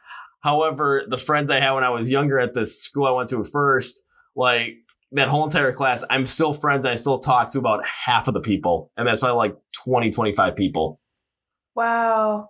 Like are they more like into the stuff that you're into? Because I found that like when I make friends that are into the stuff that I'm into, I connect with them more. Or like if we have the same sense of humor, you know, like my best friend, she's a diehard Evanescence fan, and that's how we became best friends, just like vibing over Evanescence. So like, and she's been one of my best friends for years now. So that's how we kind of connected. I kind of get that because like with me and my best friend, we lived across the street from each other when we were growing up. But when it came to we like sports, but it was like I didn't like the sports that he liked was big into. I wasn't as big into them. The music he likes, he's a lot more of like more of like an alternative, folky Jack Johnson kind of guy. And I mean, really different. Yeah. And then there's me. I mean, I've already talked about the music I listen to. And then when it comes to like the stuff that he does, it's more of kind of like that hippie, like free love kind of thing. Then there's me who's completely different, where it's just like I'm going to Mosh Pits for fun. Like I'm trying to do all this crazy stuff just because I want to build a whole business off of the stuff and just go for it. So we're two completely different people. However, you get the two of us together and we are two of the most energetic, wacky human beings you could ever meet in your entire life. So before this whole entire shutdown thing happened, there was a big bar crawl here in downtown Milwaukee called the Shamrock Shuffle, which is right before St. Patrick's Day. So everyone's out drinking. And well, we've done this the past year, so I was like, this is gonna be our third year in a row. Let's do it. And we always go to this one street that's a lot more of like a more diverse crowd when it comes to age, just not, a bunch of like 21 to 25-year-old kids just trying to go out drinking because that's the thing to do. Like we really actually want to go to a place where there's a lot of stuff going on, and they're actually going to play some Irish music at some of these bars, even if it's me the one playing it like with a speaker in my backpack. But we rode down to this street in downtown Milwaukee on a tandem bicycle. That's amazing. Oh my God. When we were riding down there, when we got to these two streets that had a lot of like more like the college kids there, I'm blasting Irish music out of my backpack. I'm having a blast with this. My buddy's having a blast with this, and people are looking at us like we are the weirdest people in the world, and we didn't care. All of a sudden we get to the street we're supposed to be on. And it went from people thinking we were just weird to all of a sudden we were like the heroes of the street, because all of a sudden you see two guys riding a tandem bicycle going down the street blasting Drunken Lullabies by Flogging Molly. You can't but look at those guys and be like, you know what, I like this. You have to look at them and be like, yes, that's what I'm talking about. The spirit, the true spirit embodied. But like that's the thing, when you're with your best friend, you can be as much of an idiot as you want and it doesn't even matter. And you're not even embarrassed. It's like a shield of protection, You can be idiots together and it's fine. And through being friends with him, it's taught me to kind of just feel free to be your idiot self no matter what. So kind of like when I do these podcasts, I'm still my idiot self completely. Like, I don't care. Like, I'm pretty sure like from when you first jumped on the call, you kind of figure that out. It's just like, okay, this guy definitely is something completely different than probably what I was expecting. But it's just like, that's just me. I'm just wacky. That's the way it is. That's more fun to watch. That's more fun to engage with. Like if you're just yourself, because if you're sitting there like, so today we're going to be doing a podcast. This is Victoria. Everyone's like, who is this? Stop. But if you're just yourself, everyone's like, I can get with that. I can vibe with that. And exactly. That's why I'm just a bit shy sometimes, but it's fine, Yeah, totally understandable. And then kind of jumping back to like what I was talking about with the drumming thing is like, so when I transferred to this other school, it was something where I really wasn't making a lot of friends with people. And I was kind of that person. I was kind of always sitting in the corners, kind of like doing whatever. I was always trying to like fit in just because, again, I was 10, 11 years old. I didn't know anything else. And I was just trying to fit in, like kind of like wear the same clothes everyone was wearing, listen to the same music everyone was listening to. And then I decided that's a bunch of shit. And when I was, and I think like when I was playing drums, I was hitting on them so hard because I was like my anger release was to do that. Yeah, like that's actually so cool, like so true. You're just hitting the drums like, I hate everyone. I have to be myself, but like that's true what you were saying, like how it's a piece of like a bunch of shit if you want to be yourself. Like if you don't want to be yourself, like if you have to conform to people, then there's no point. You have to just let yourself go and be free, Yeah, and like when I was there, like everyone thought I was weird, especially like with sports teams, because everyone like the football team was from Wisconsin, and I was a bigger Minnesota Vikings fan, so a rival, and I was always getting picked on for that. So now in life, when people try and like get on me for like something completely different, like, oh, we don't like you for this, like I'm so used to it, it rolls right off my shoulder. I have fun with it. I'll go to like I've gone to bars and like parties where all of a sudden like I'm the only fan of the opposing team. and I was having the best time because I'm even if I win, like I'm cheering, but I'm not like getting in everybody's face. I'm having fun with it. If my team is losing though, it ends up being more fun for me at that point at the bar because all of a sudden people are trying to get in on me, like make fun of me. I'm just like, you know what? It's like all of a sudden, yeah, we scored a touchdown on you. We're up by 14 points. What do you gotta think about that? And I'm like, you want to know what I think about that? Dang it! Challenging everyone. And everyone's laughing. All of a sudden, like 2 minutes later, all of a sudden, one guy comes over. Hey man, I ordered shots for us. You want one? Yes, I do. Yeah. So it's like I learned that, but at that time, like I just kind of wanted to fit in because again, I wasn't like 10, 11 years old. That's kind of was the thing. You just wanted to be accepted by everybody. However, that all kind of changed when all of a sudden, like I started playing Guitar Hero as well because everyone kind of was, and I fell in love with Guitar Hero 3, the 7th section, because you had Before I Forget by Slipknot, Stricken by Disturbed, which is what really kicked the whole entire thing off. You had 3s and 7 by Queens of the Stone Age and Muse by, Knights of Sidonia by Muse. Messed that one up, but I always mess something up here. But just getting into that was like, it just kind of let me start to actually realize, you know, it's much better being myself than trying to conform to everybody else. And I went to a religious school as well, so being a fan of Disturbed did not go over well. But the thing is, it's so freeing because like when I was in primary school as well, because I was a metalhead from really young as well. I was like 8 years old and I was listening. It was more symphonic metal, but I was still a bit different from everyone else. And I was still like singing the pop stuff when I went to festivals to kind of like fit in because I was embarrassed to go out there and sing Evanescence and Hailstorm when I was really young, when I sang at all these festivals around my area. But then recently, like when I did a festival, like before this all started, I went and I sang Black Veil Brides, I sang Evanescence, I sang Nightwish and Lacuna Coil, and everyone loved it. And I was like, I did it, you know? Yeah. Like everyone loved it. And I was kind of shocked in a way. It was really awesome for me. So you'd be surprised what happens when all of a sudden you just kind of gain that confidence in yourself and who you are, because I've gone through points where I've had it, I've lost it, and I've had to get it back again. And I'm at that point where it's like I lost it completely, and all of a sudden I had to build it back up. And through building it back up, I did this whole entire thing. So it was like, it was a good thing to go about it because I finally figured out something that I really wanted to do. And if it didn't matter if it was, okay, I might have to, stay up late and do something like that, like, work on something. I might be up till 2, 3 in the morning, making sure that a video turns out the way I want it to. I might have to schedule a couple podcast interviews in one day, even they might be like at some completely ridiculous times that I'm not used to, but I'm going to do it anyway because that's what I want to do. And I'm confident up to the point where it's like, I know whatever I'm going to do it, I'm going to put out the best thing that I want to put out because I know what I'm doing. This is what I want to do. Let's go and do it. Exactly. And that's like with the music as well. I don't care that no one likes what I do at my school. Like my friends aren't into it, but I'm just going to do what I want to do and do it the best I can because it's what I enjoy. And the thing is, I'm not doing the music as well for being famous or like being super successful. Like, although I would love to be successful in the music, I'm doing it because I enjoy doing it. And that's just what I want to do with my life. And I'm not really expecting anything. Like, I'm not expecting to become like this huge metal singer or whatever, but I'm just doing it because that's what I enjoy. And like, I'm just doing it to the best of my abilities and just hoping that people enjoy it as well. Yeah. And again, if you were doing it just because it's like, oh, it sounds like it's a good idea, to do this instead of actually wanting to do it, it just wouldn't come out. The songs wouldn't come out the way they do.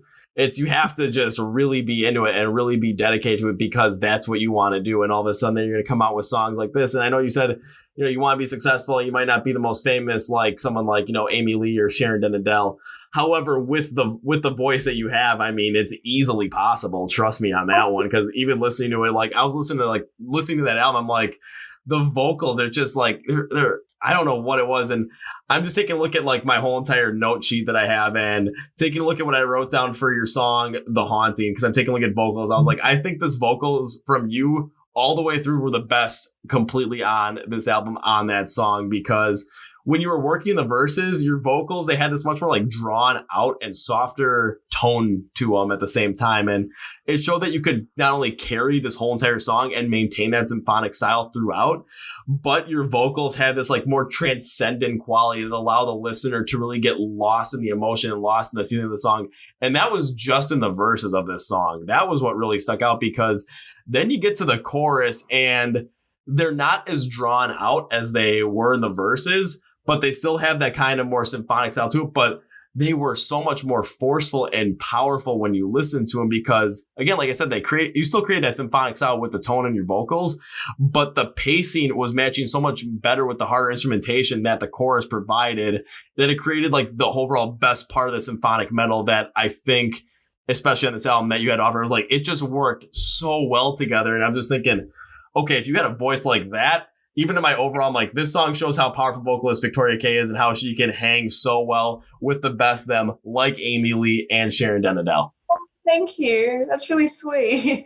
That song is one of my favorite songs, like on the album. Personally, I really like it because it got the Middle Eastern thing in it as well, which is really cool. And like, because I've got Greek heritage, so I've always grown up with the Middle Eastern thing as well, and I've always wanted to add that into my songs.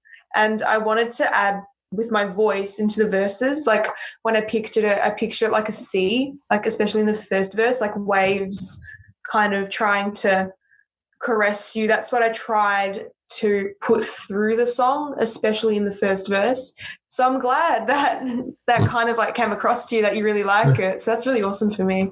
I'm really glad what you said about the Middle Eastern influence there too, because I'm taking a look at what I had. I'm like, it starts out with this like interesting like Asian Middle Eastern inspired intro with more of like a marching style drumming, and I even had on my notes, like, this has me hooked from the get go, because as this inspiration that you had on there, it just stuck out so well. So I was like, that was the first thing that drew me into the song, was that, because I mean, like one of my by the time this podcast comes out, it'll be my most recent YouTube video I came out with, which was me trying to figure out my thoughts on the Mongolian metal band, The Who, and trying to figure out that whole entire thing. So I really dove deep into like that whole entire like Asian kind of Middle Eastern style inspiration and all the music. So like when I heard yours, I'm like, I was just picking up on it right away, because I just went through like 3 whole days of just listening to the Garrig and just going nuts with it. So I'm like, oh my God, I'm picking up on this.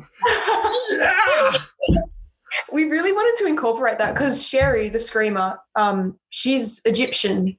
So that's kind of got those scales and those sounds as well. And we wanted to incorporate that. And in the new stuff that I'm writing now, I'm putting a lot more of that in, because I know it's kind of like the easiest thing for me to use, because like I've listened to so much Greek music, so much Greek dancing when I was young. I had Greek dancing lessons as well. So that happened. And I want to add that into the songs because it's kind of like my heritage and who I am. So I'm glad that you picked up on it as well.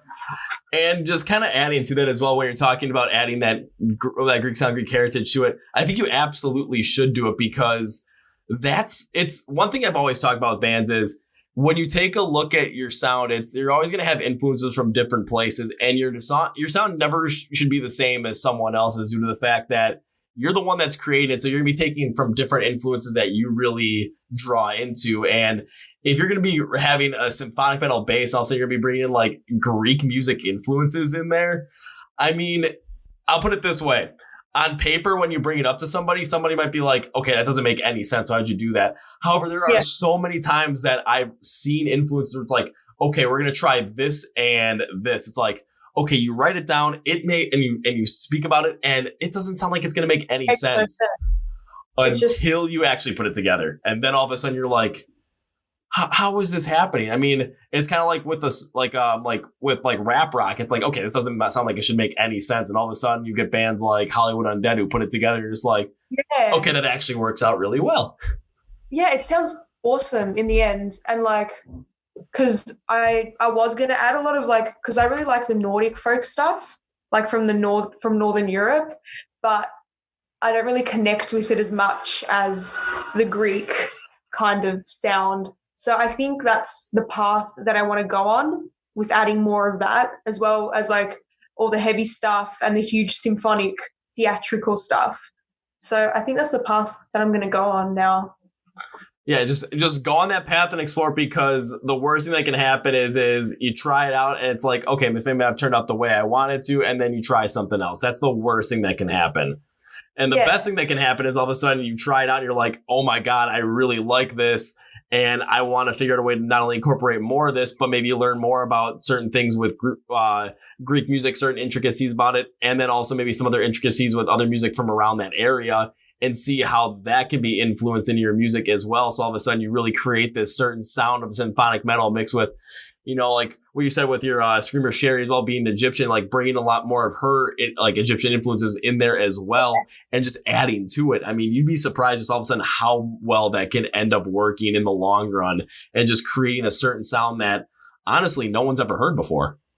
Well, yeah, a lot of influence as well with the music. The band Elaine, they're from, I'm pretty sure they're from Switzerland. They've got some of the Middle Eastern thing in it as well, which I think is really cool. But I'm trying to add more Greek folk music as well. So like the very, have you heard traditional Greek music? It's very similar to Italian music. Maybe, I'm not sure, because an ad or something, for pasta or something. Okay, I mean, I've heard that, and they may have used like some traditional Greek music in the movie My Big Fat Greek Wedding, and if that's the case, okay, then I've seen that movie more times than I probably would like to admit, because it's a romantic comedy. I'm like, for me, it's like that's not my style of movie. However, it's a funny movie, so I'm gonna watch it. I watch it, I'm like, I can relate to that, That's my family. Because all my family, they're all Greek. Like, my grandparents are immigrants, and my mom grew up, like, she lived in Athens for a bit. So I'm like, that's my family. Wow, that's what I look like, All right, I kind of curious to ask this, but is the Windex thing from that movie actually a thing? Where the dad was always spraying Windex on everybody? Because it's like, oh, he cut themselves. Oh, put some Windex on it. No, that's in my family. That doesn't happen. Maybe in other families, it does. I don't know, but the Greeks invented everything. That's it. Like, especially my grandparents, they're very proud Greek men. My grandfathers, they're very proud of their heritage.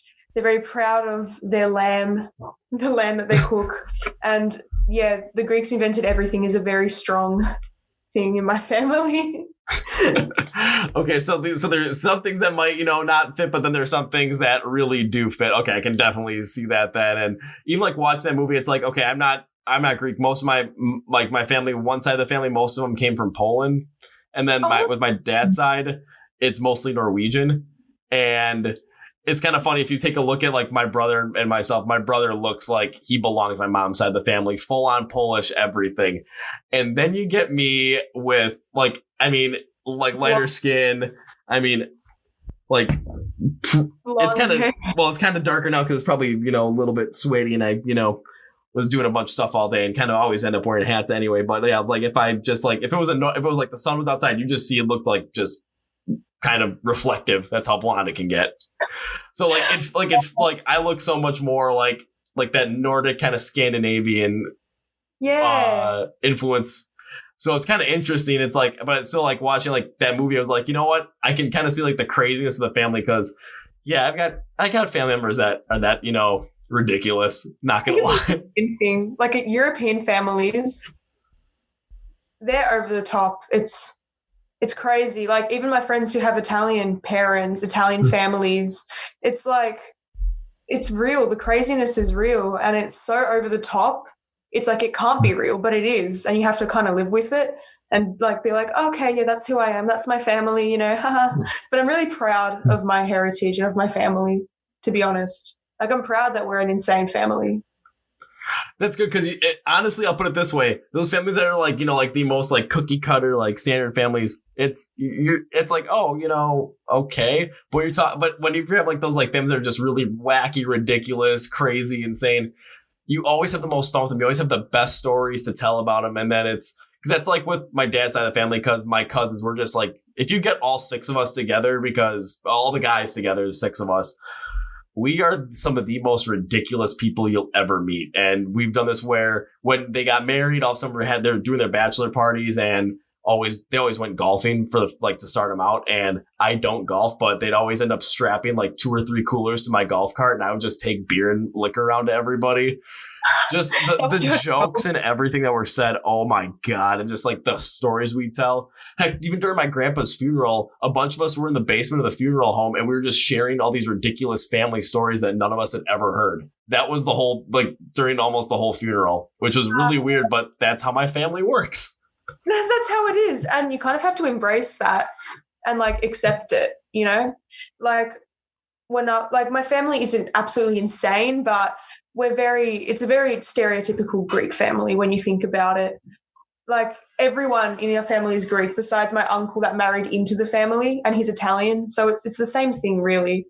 But that's why I'm really proud of my heritage and why I really want to incorporate it into my music, because I'm really proud to be a Greek person, a Greek Australian, and I'm always going to be proud of that, and I want to show that to everybody. Yeah, and then when you introduce that in your music as well, like I was saying earlier, one thing that's going to be interesting is I have never heard or even fathomed anyone kind of having a certain mix like that, especially with being that connected to Greek culture as well, using Greek music and certain attributes of that music. I mean, you can mix them with different styles within symphonic metal, and you could just come out with something that would even blow Evanescence out of the water. You never know. That would be nice, but I love Evanescence, so I don't want to, that would be nice. Okay, how about this? Something that matches up perfect, like to the level of Evanescence. So then you're not. Okay, save that one. That would be amazing. That would be kind of surreal. And even like now where I'm at now, I never thought I would be in this position like 2 years ago. So much has changed to me since I released this album.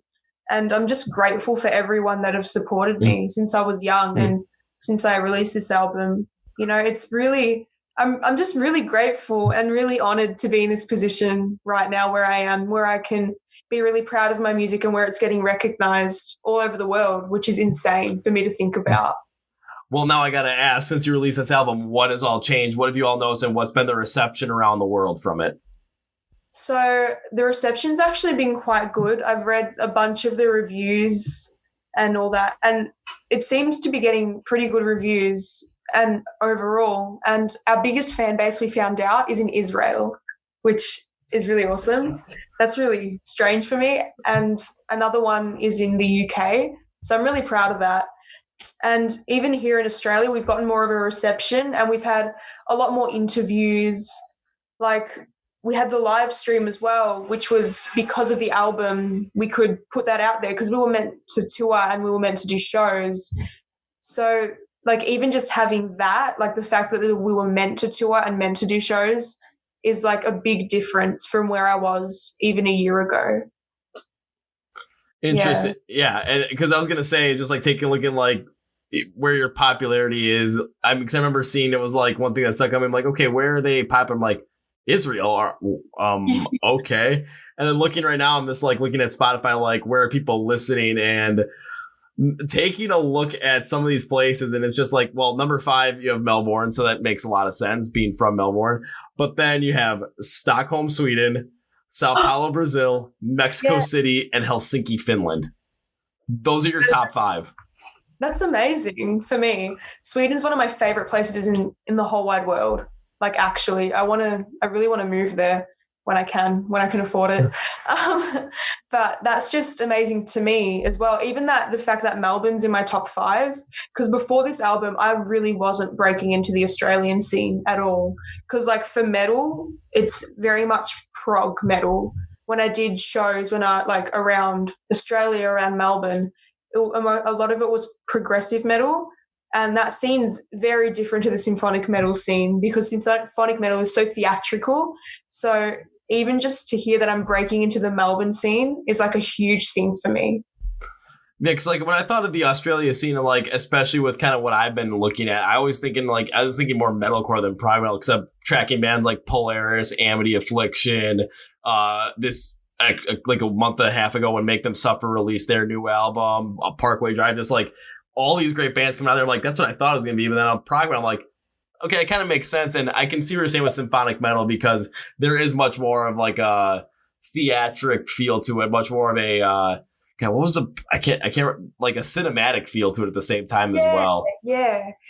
I also get a lot of inspiration from movies, like movie music and scores for my music, like for the symphonic part of it. And I just want to kind of create an experience. And when I perform that here, because we don't have a keyboard player that can play all the parts yet, so we run all of the symphonic parts like through the speakers and then we play the instruments. So it's kind of like a different thing. And there's a lot of symphonic just like parts in the songs without any of the band instrumentation. So like when we're kind of performing, it's just we're all kind of standing there, like the track's playing and we're just listening to it. So we'd love to get more into the European scene where that's more kind of accepted, because symphonic metal is huge in places like Germany and Finland and Sweden.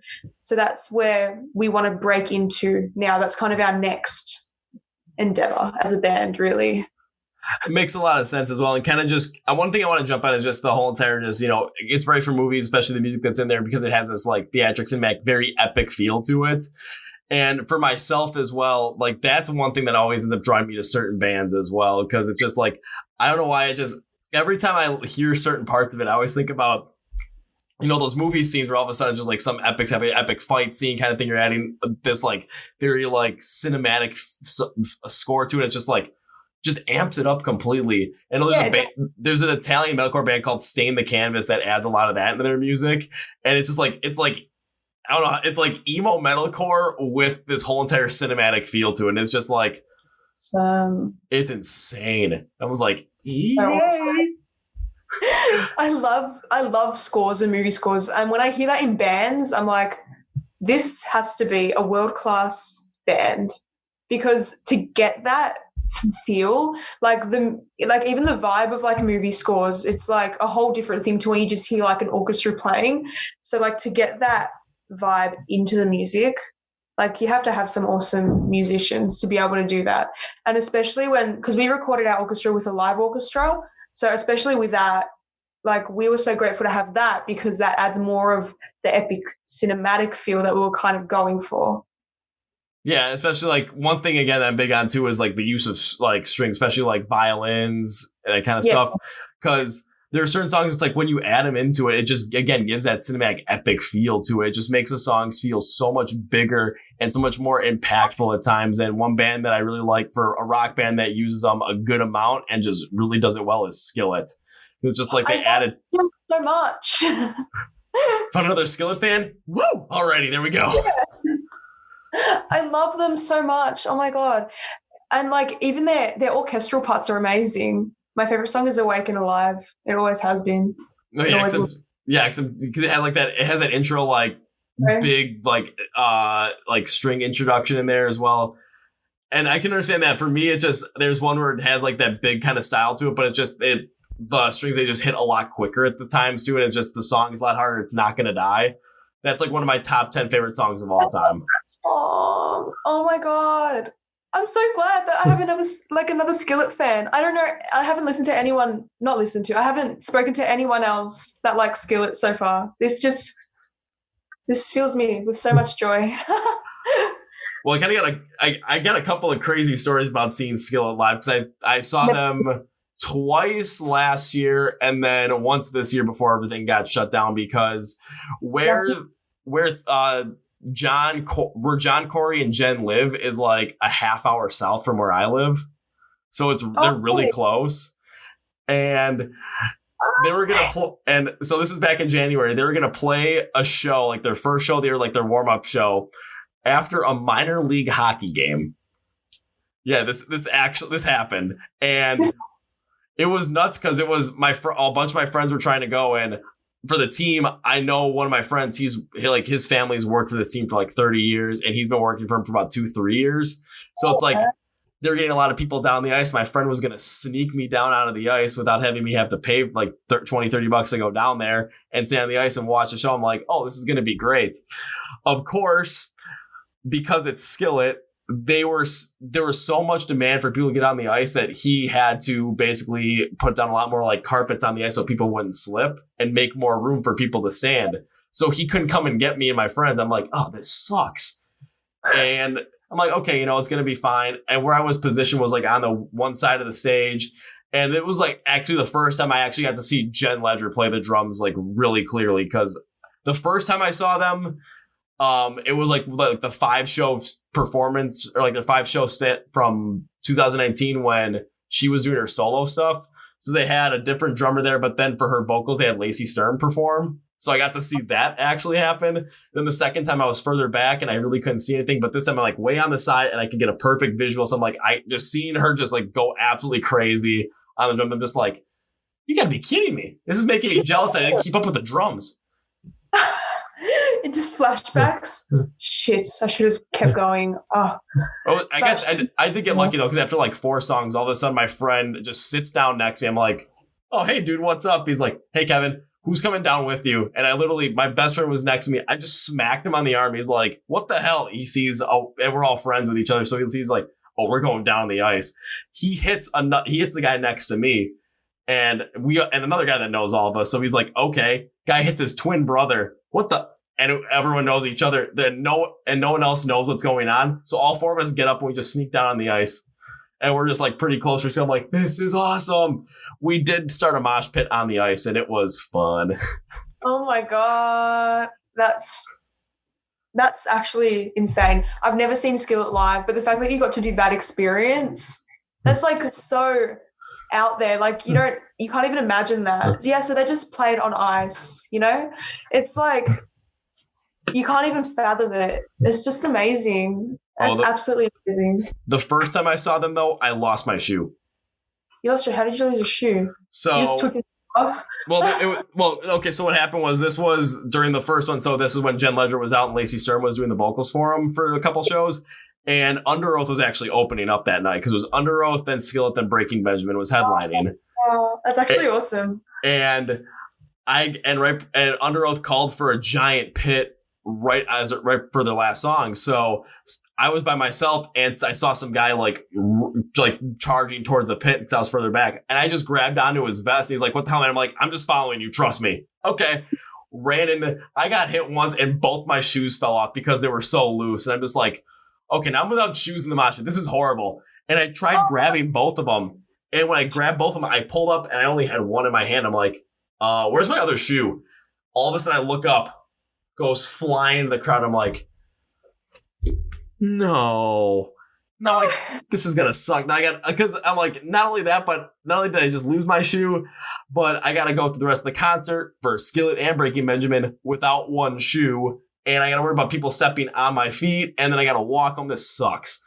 All of a sudden, about 15 minutes later, like Skillet comes on. They start playing Feel Invincible. And I'm on the side of the pit because I'm just afraid to get my foot stepped on. All of a sudden, the guy next to me, I look at him and he just gets hit square in the chest with a flying shoe. And I'm like, oh my God, this guy's gonna get pissed because he got hit with a shoe. He looks at me, he's like, dude, it's your shoe. I was like, no way. And I looked at it and I go down. I time super tight because I'm not letting this happen again. He's like, you good? Good. Okay. And just throws me right back into the pit. And I'm just like, this is great. Yeah. And then I just get whacked. That's amazing. Oh, you just got your shoe, like, you got your shoe back. And he's like, I got hit with a shoe. Psst, too bad. Here's your shoe. Yeah. And it was like, care. Yeah, it hit him like square in the chest. He was just like, ew. How does that happen? Like, in what world does that happen? Like, you were missing your shoe, it just came back. It's like, oh, wow, sick. It's like something out of a movie, I'll say this, Victoria. Apparently, it happens in my world. Apparently, it happens in your world. It's just a different world to everyone else's world, apparently, Yeah. I'm just surprised. I've never had someone on the podcast where we started talking about Skillet like this. Like, this is kind of cool for me because I'm like, yeah. I've never met anyone else that likes Skillet like I do. It's so unfair. And now I'm happy because now you like Skillet and then I like Skillet and we both like Skillet and we can both vibe off that. It's like, yeah, my favorite song has to be Awake and Alive. Has to be. What, like, any like real like specific meaning behind why Awaken Live? Yeah. Again, I messed up again. Awaken Live is your favorite song? I love the intro. Like every time I hear that intro, I'm like, yes, I'm pumped. Like it gets me pumped. It's like my getting pumped song. And my other favorite song is Not Gonna Die. I covered Not Gonna Die with a violist. I think that's how you say it when they play viola. Violist. Okay. And it was like all orchestra. There was no heavy instruments, but it was absolutely amazing because he composed the whole song from scratch again. So we still had the intro, but then he composed the rest of the instruments as an orchestral piece. And that's kind of just stuck with me. And it was the most amazing thing that I've ever covered in my life, personally. Is there a way I can hear this cover? It's on my YouTube, Victoria K Music. Okay, I'm gonna check that out after we're done here. After I'm because the video will take some time to load off of Zoom and then save, so I'll have time to watch this and get to see it. Because like with me, with Not Gonna Die, it's just that the epicness of it and just kind of just creates this whole entire fight kind of feel to it. But it's not a go out and like fight somebody. It's like a fight within yourself to get better. Because there was a time this has been about 3 years ago already. Shoot, that's been a long time. That's kind of what led to the start of this. But I went through a point of massive depression, just absolutely hating who I was, suicidal tendencies. And I've spoke about this a couple of times, so it's a little bit more comfortable. I did try and kill myself a couple of times. But there's a couple of songs that really stick out to me and just like help me through all of it. And Not Gonna Die was one of the, there's 3 songs I can think of. Not Gonna Die was one of them. And the reason was because it's like, especially like towards the end of the verse, like, this is how it feels when you're bent and broken. This is what it feels when your dignity stolen. It's like, yeah, that's what I felt like. It sucked because it was like, I did not care for myself. I hated who I was. All of a sudden you get to the second part, it's like, this is how it feels when you take your life back. This is how it feels when you finally fight back. It's just like, now you're starting to build yourself up. So it was that song on days when I just didn't want to go forward. I didn't want to do anything. And then those days when I actually did try to kill myself, it was like, after a while, like after like a half hour or so, I would listen to that song. And it was just the thing. I'm like, why the heck why am I doing this? Just trying to figure out, why am I doing this? And I've got to fight back against this to get back to the person that I want to be, instead of this kind of shell of who I was at that point. Yeah, it's such a tough thing. Like, I had a friend when I was really young that went through depression as well. I don't think she tried to kill herself. You probably went through it worse, but it's such a sad thing to see in other people as well, I've noticed. And that's what I wrote my very first song about. I wrote it when I released this song ages ago, Monster. I wrote it about this girl, and this was her favorite song of all time, and she never knew that it was about her. I never told her. And it's like, to see that, it looks like it's such a tough thing to get out of, and the fact that music helped you, it's incredible. I think the power of music is incredible. I've always thought that. It really is, because like I kind of said earlier, it gives tangible a tangible explanation to certain emotions. So it's when you're feeling horrible, when you're feeling depressed, and you're trying to figure out how to explain to somebody, you can listen to music, and then you can kind of, okay, I don't know how to explain it, but if you listen to this song, how you feel when you listen to the song, that's how it feels. Yeah. And I think it's such a powerful thing as well, because it's helped so many people, and that's what I want to do. I want to raise, I think with the power to create music, you should use it for good purposes, Like, one of my favorite bands, Alien Weaponry from New Zealand, they were saying the same thing, like, we have this power to create music, so we should use it to raise awareness for things. And they write about all the political things that are happening in New Zealand against Maori people, because they're Maoris and they sing in Maori as well to get that message across. And that's like, with my songs, with this album, I wanted to get across that people are more than what we see on the outside. We're much more complicated things and complicated beings, and that we need to respect that more and respect our power more as people. And that's what I tried to get across. And because each song is about a different part of the human self or the human emotion. Oh, there's another question I have to ask about Monster, because I love the fact that when you talked about that song, that's like your friend's favorite song, and it was one that you ended up writing. Because I'm taking a look at Spotify right now, and it is your first song overall. And I do totally agree with what you meant, just like with, especially when you're talking about music. But there's something I got to ask about Monster, because I see Monster, and then I see Monster, and then in parentheses, Greeklish. Okay. It's so bad. My pronunciation, I can't speak today. I sang half the song. So I did an English version, then I did a song in half Greek, half English.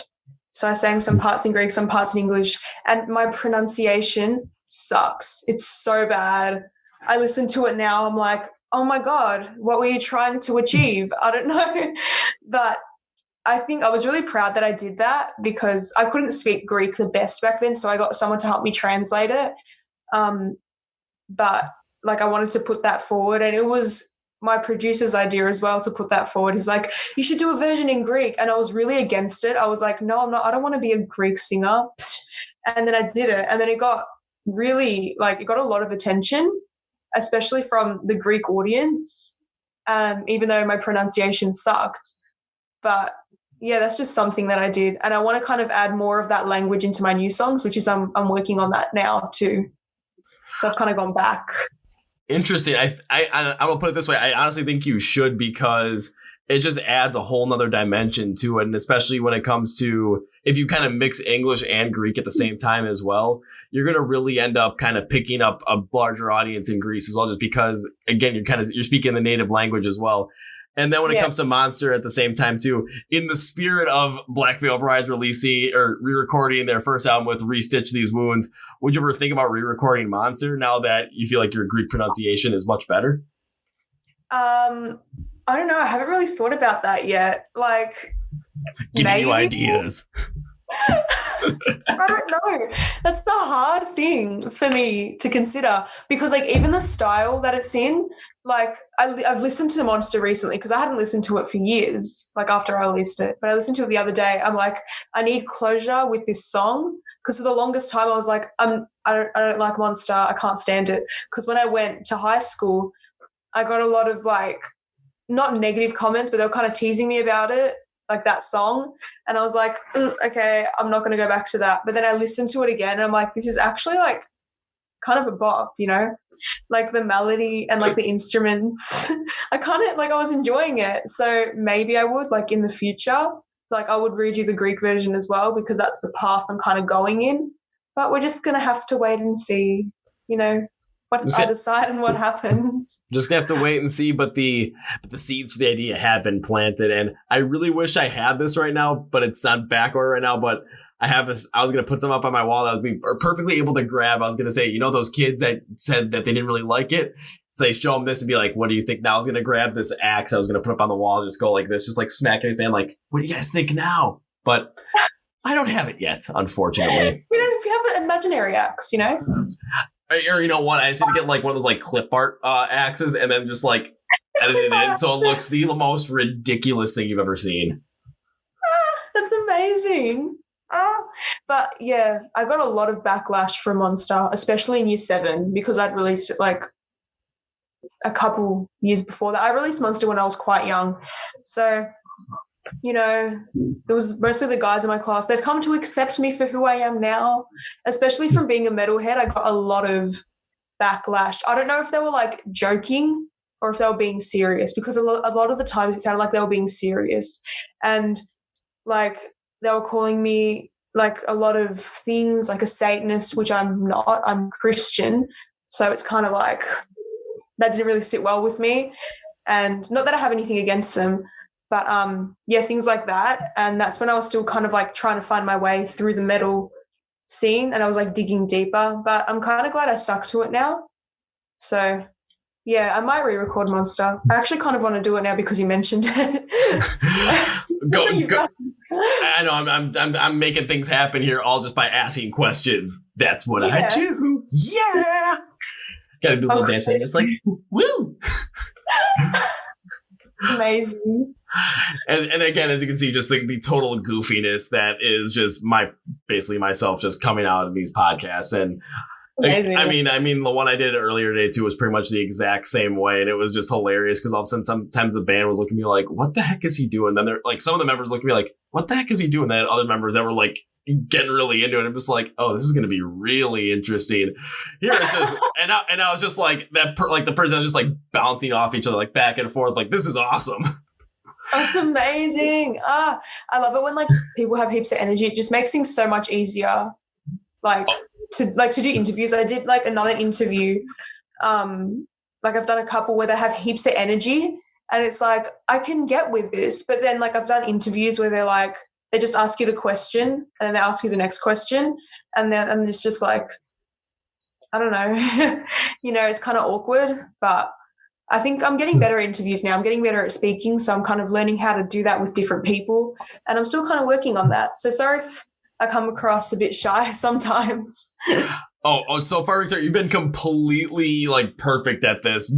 Trust me, because it's somewhere it's just the overall easiness of just, because I know even for myself as well, it's like at the first glance, it can be like, okay, this guy's got a shit ton of energy. How the heck are we going to go off on this?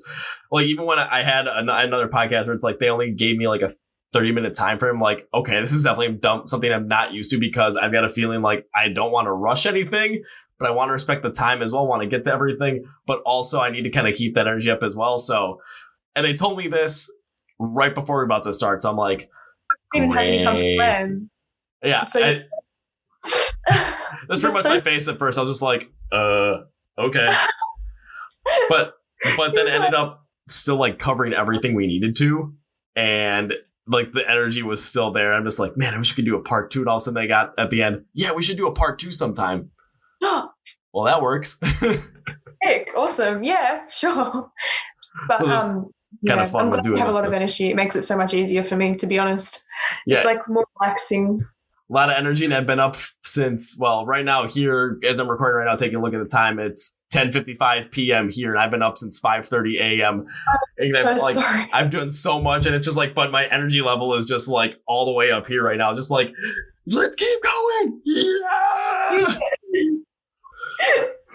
Just use the energy in power. Just power. I can't speak. Until there's that point where it's all of a sudden just like, and I'm spent. I'm glad I didn't smack my head on the table. I didn't smack my head on the table. I didn't want to give myself another concussion because I'm at like 7 right now, and I probably shouldn't go more than that. But it's getting another one. Totally punk rock, right? Yeah, totally. It's all right, fine. let's do it. Oh man, I missed. Okay, I was about to spill my water in that one and then break a bunch of stuff, so that's probably not. Your face is gone. Oh wow, that happened. Wow, at least the vocals still work. Let's see if I can get this back on. Otherwise, so I remember when I said like the wacky things that happen during these podcasts. Yeah, yes. This is definitely one of them. So let me Okay, did that get back in?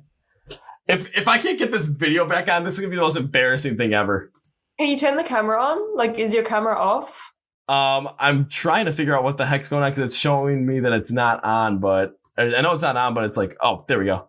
There we go. Oh my God, you're back. Hi. Okay. Note to self: don't smack my head on my desk during a podcast again. That's not the best idea I ever had, and I almost break that. Oh shoot, that almost broke. Yikes. I just got this like light thing just so like, because otherwise like late, like when I do podcasts or later in the day and like the sun goes down, like my lights aren't the best. So I want something that was like a little bit more light shining on me to make my face stand out a little bit more. And that almost fell off. So that would have been hilarious, but it wouldn't have been convenient for you, but it would have been hilarious. It wouldn't have been convenient, but the fact of the matter that I've been able to put that in the podcast would have been absolutely hilarious. It like really all of a sudden, I had this thing for one day and I broke it on a podcast. Gotta go on Amazon and do this all over again. Nightmares. My bank account wouldn't be too happy with that one, but you know what? It's worth it. Just like going to concert, getting all those crazy injuries, worth it. Yes, it was worth it. Every cloud has a silver lining, like I was saying. It would have been hilarious. But you would have had to pay for another one, which wouldn't have been hilarious. So, yin and yang, there's two sides to everything. Yeah, however, that's not like the wackiest thing I've ever had in a podcast when it comes to like potentially injuring myself. Because there was one that I had where I literally recorded it the day after I got my I had to get my appendix removed with emergency appendix surgery because that was bad. And with the full-time job I'm at right now, my boss said, "Yeah, you want to know why the reason you had to get your appendix removed? It's because you haven't been inside a mosh pit for 2 months, so your body's trying to find a way to hurt itself." Which might be true. I don't know, but yeah. So I was like sitting there during this podcast, just like, yep, like trying to like make sure I wasn't like too stiff or anything, but it kind of hurt at the same time too. But I'm like, you know what? This is gonna be a good story to tell when it's over. Oh, that's so sad. Like, I couldn't do that. I would have, if I like was in pain or if I was unwell, I would have been like, sorry, I can't do it today. We're just going to have to wait till another day. But it's like the work ethic, you know, it's there. There was only one time I had to actually, then it was a couple months before that where I had food poisoning and I had a podcast to interview on the morning I got food poisoning the night of. And I'm like, oh, this sucks because I couldn't do it. But then all of a sudden I was going to tell the band I had to reschedule, but I was going to try and push through it. But then the band never logged on. I'm like, oh, what the heck's going on? But it was all during when all the shutdown stuff was starting up. So it was kind of a real messy kind of time. And they messaged me later that they're like, hey, can we reschedule for next week? And I just literally was like, thank you. Yes. Yes, you can. Oh my God, that's the worst. Food poisoning is the worst. Oh God, I've had it twice. Don't want it again. It's so gross. In high school, like we did this thing on food poisoning and like how it's caused and stuff. And I'm like, oh, that makes a lot of sense actually. Like, because we're talking about all the food and like the bacteria. And I didn't even want to be in that class. I just happened to be in that class, you know. I wanted to do philosophy, but they changed me to food tech. That just happened. That's interesting. But yeah, that was not fun. Oh God. No. I'm happy that the band still was able to reschedule it because it was that Italian band that I told you about, Stain the Canvas, with like that emo metalcore with the very cinematic style. Yeah, I was really trying to interview them. I was working on it for like a month. Finally got it set up, and of course, like the day they have to like, oh, this is the worst thing could happen. But of course, they have to reschedule too. So I'm like, yay, yay! But it wouldn't have turned out as well as it did, you know, if you had food poisoning and then you did do the interview. So at least you could do it to the best of your ability. That is true, because especially like with doing interviews with bands that their primary their primary language isn't English. There's sometimes where it's a little bit harder, and that was like one of the first ones I had to deal with like that. So I'm like, this is going to be interesting. But they did perfectly fine though. But it was just there are certain words. It's like, okay, I have to make sure it's like they're trying to say this. I kind of have to figure out exactly. They're using the correct word, but it's not the best word for what they're trying to say. So let's figure out what the best word is at the same time too. But it was something where it's like, if I was in pain and just like not feeling very well, there was no way I was going to do that well. It was going to be like, okay, it's just like 5 minutes in, I'm just going to be sitting there like, this is the most uncomfortable thing in the world. Oh no, it would have not been good. So that's good that they rescheduled, because then you could do the best. But like when you did the interview with them, was it hard to understand what they were saying sometimes because of the accent? Because that's what I've found. Sometimes I've done not interviews, even when I'm just talking to people that have accents. If I don't understand what they're saying, I feel rude to ask. Sorry, what did you say? Because of their accent. I would just sometimes I just ask them I would just be honest with them and just ask them to repeat what they were saying just to understand a little bit more. But there were other times where it's like, I just wanted to make sure I got it right and I didn't want to mess it up in a way. So I'm like, okay, let's just hope for the best. But I actually didn't have to do that too much. There were some times, but it's something where it's like, especially with myself, with kind of like, I'm just got like, again, high energy, kind of, you know, that goofy personality where it's like, okay, I kind of feel more free to ask. It just really isn't a thing that, that kind of I'm afraid of. It just, I'm used to it now. Yeah. I think I just like, I feel bad asking because I'm like, oh no. So I think about it a little bit and I'm like, okay, that's what they said. Then I just continue like nothing ever happened. And they're just like, oh, okay, cool. So I need to get better at that too. But I'm still learning. We're still growing as people, you know, always got to be growing and learning. Exactly. We're young. We're still getting the hang of this stuff. So it's not like we're ending like our careers on this kind of stuff. It's like, we're just getting started. We got a lot to learn. We're doing a lot of stuff. we're gonna do this. And now I'm getting really amped up. The fire is lit inside of me. Already, there's a good thing I don't have like a lighter or matches, because I would have pulled it out and I probably would have burned something, especially with what happened with me slamming my head on the table. It would have been funny, of course, but it's just been like, it would have been interesting. It would have been a nightmare for you, like shit. I just burnt something. Yeah, well, it depends on what it would be burned. If it was like all of a sudden I lit my computer on fire, that would be the absolute worst thing in the world. If I lit my couch on fire, yeah, that'd be pretty bad, but it wouldn't be as bad if it would be, at least I saw my computer, so I could do a podcast. All I have to do is make sure I have the fire extinguisher and just start like spraying it from here. Everyone's like, what's happening on this podcast? It's fine.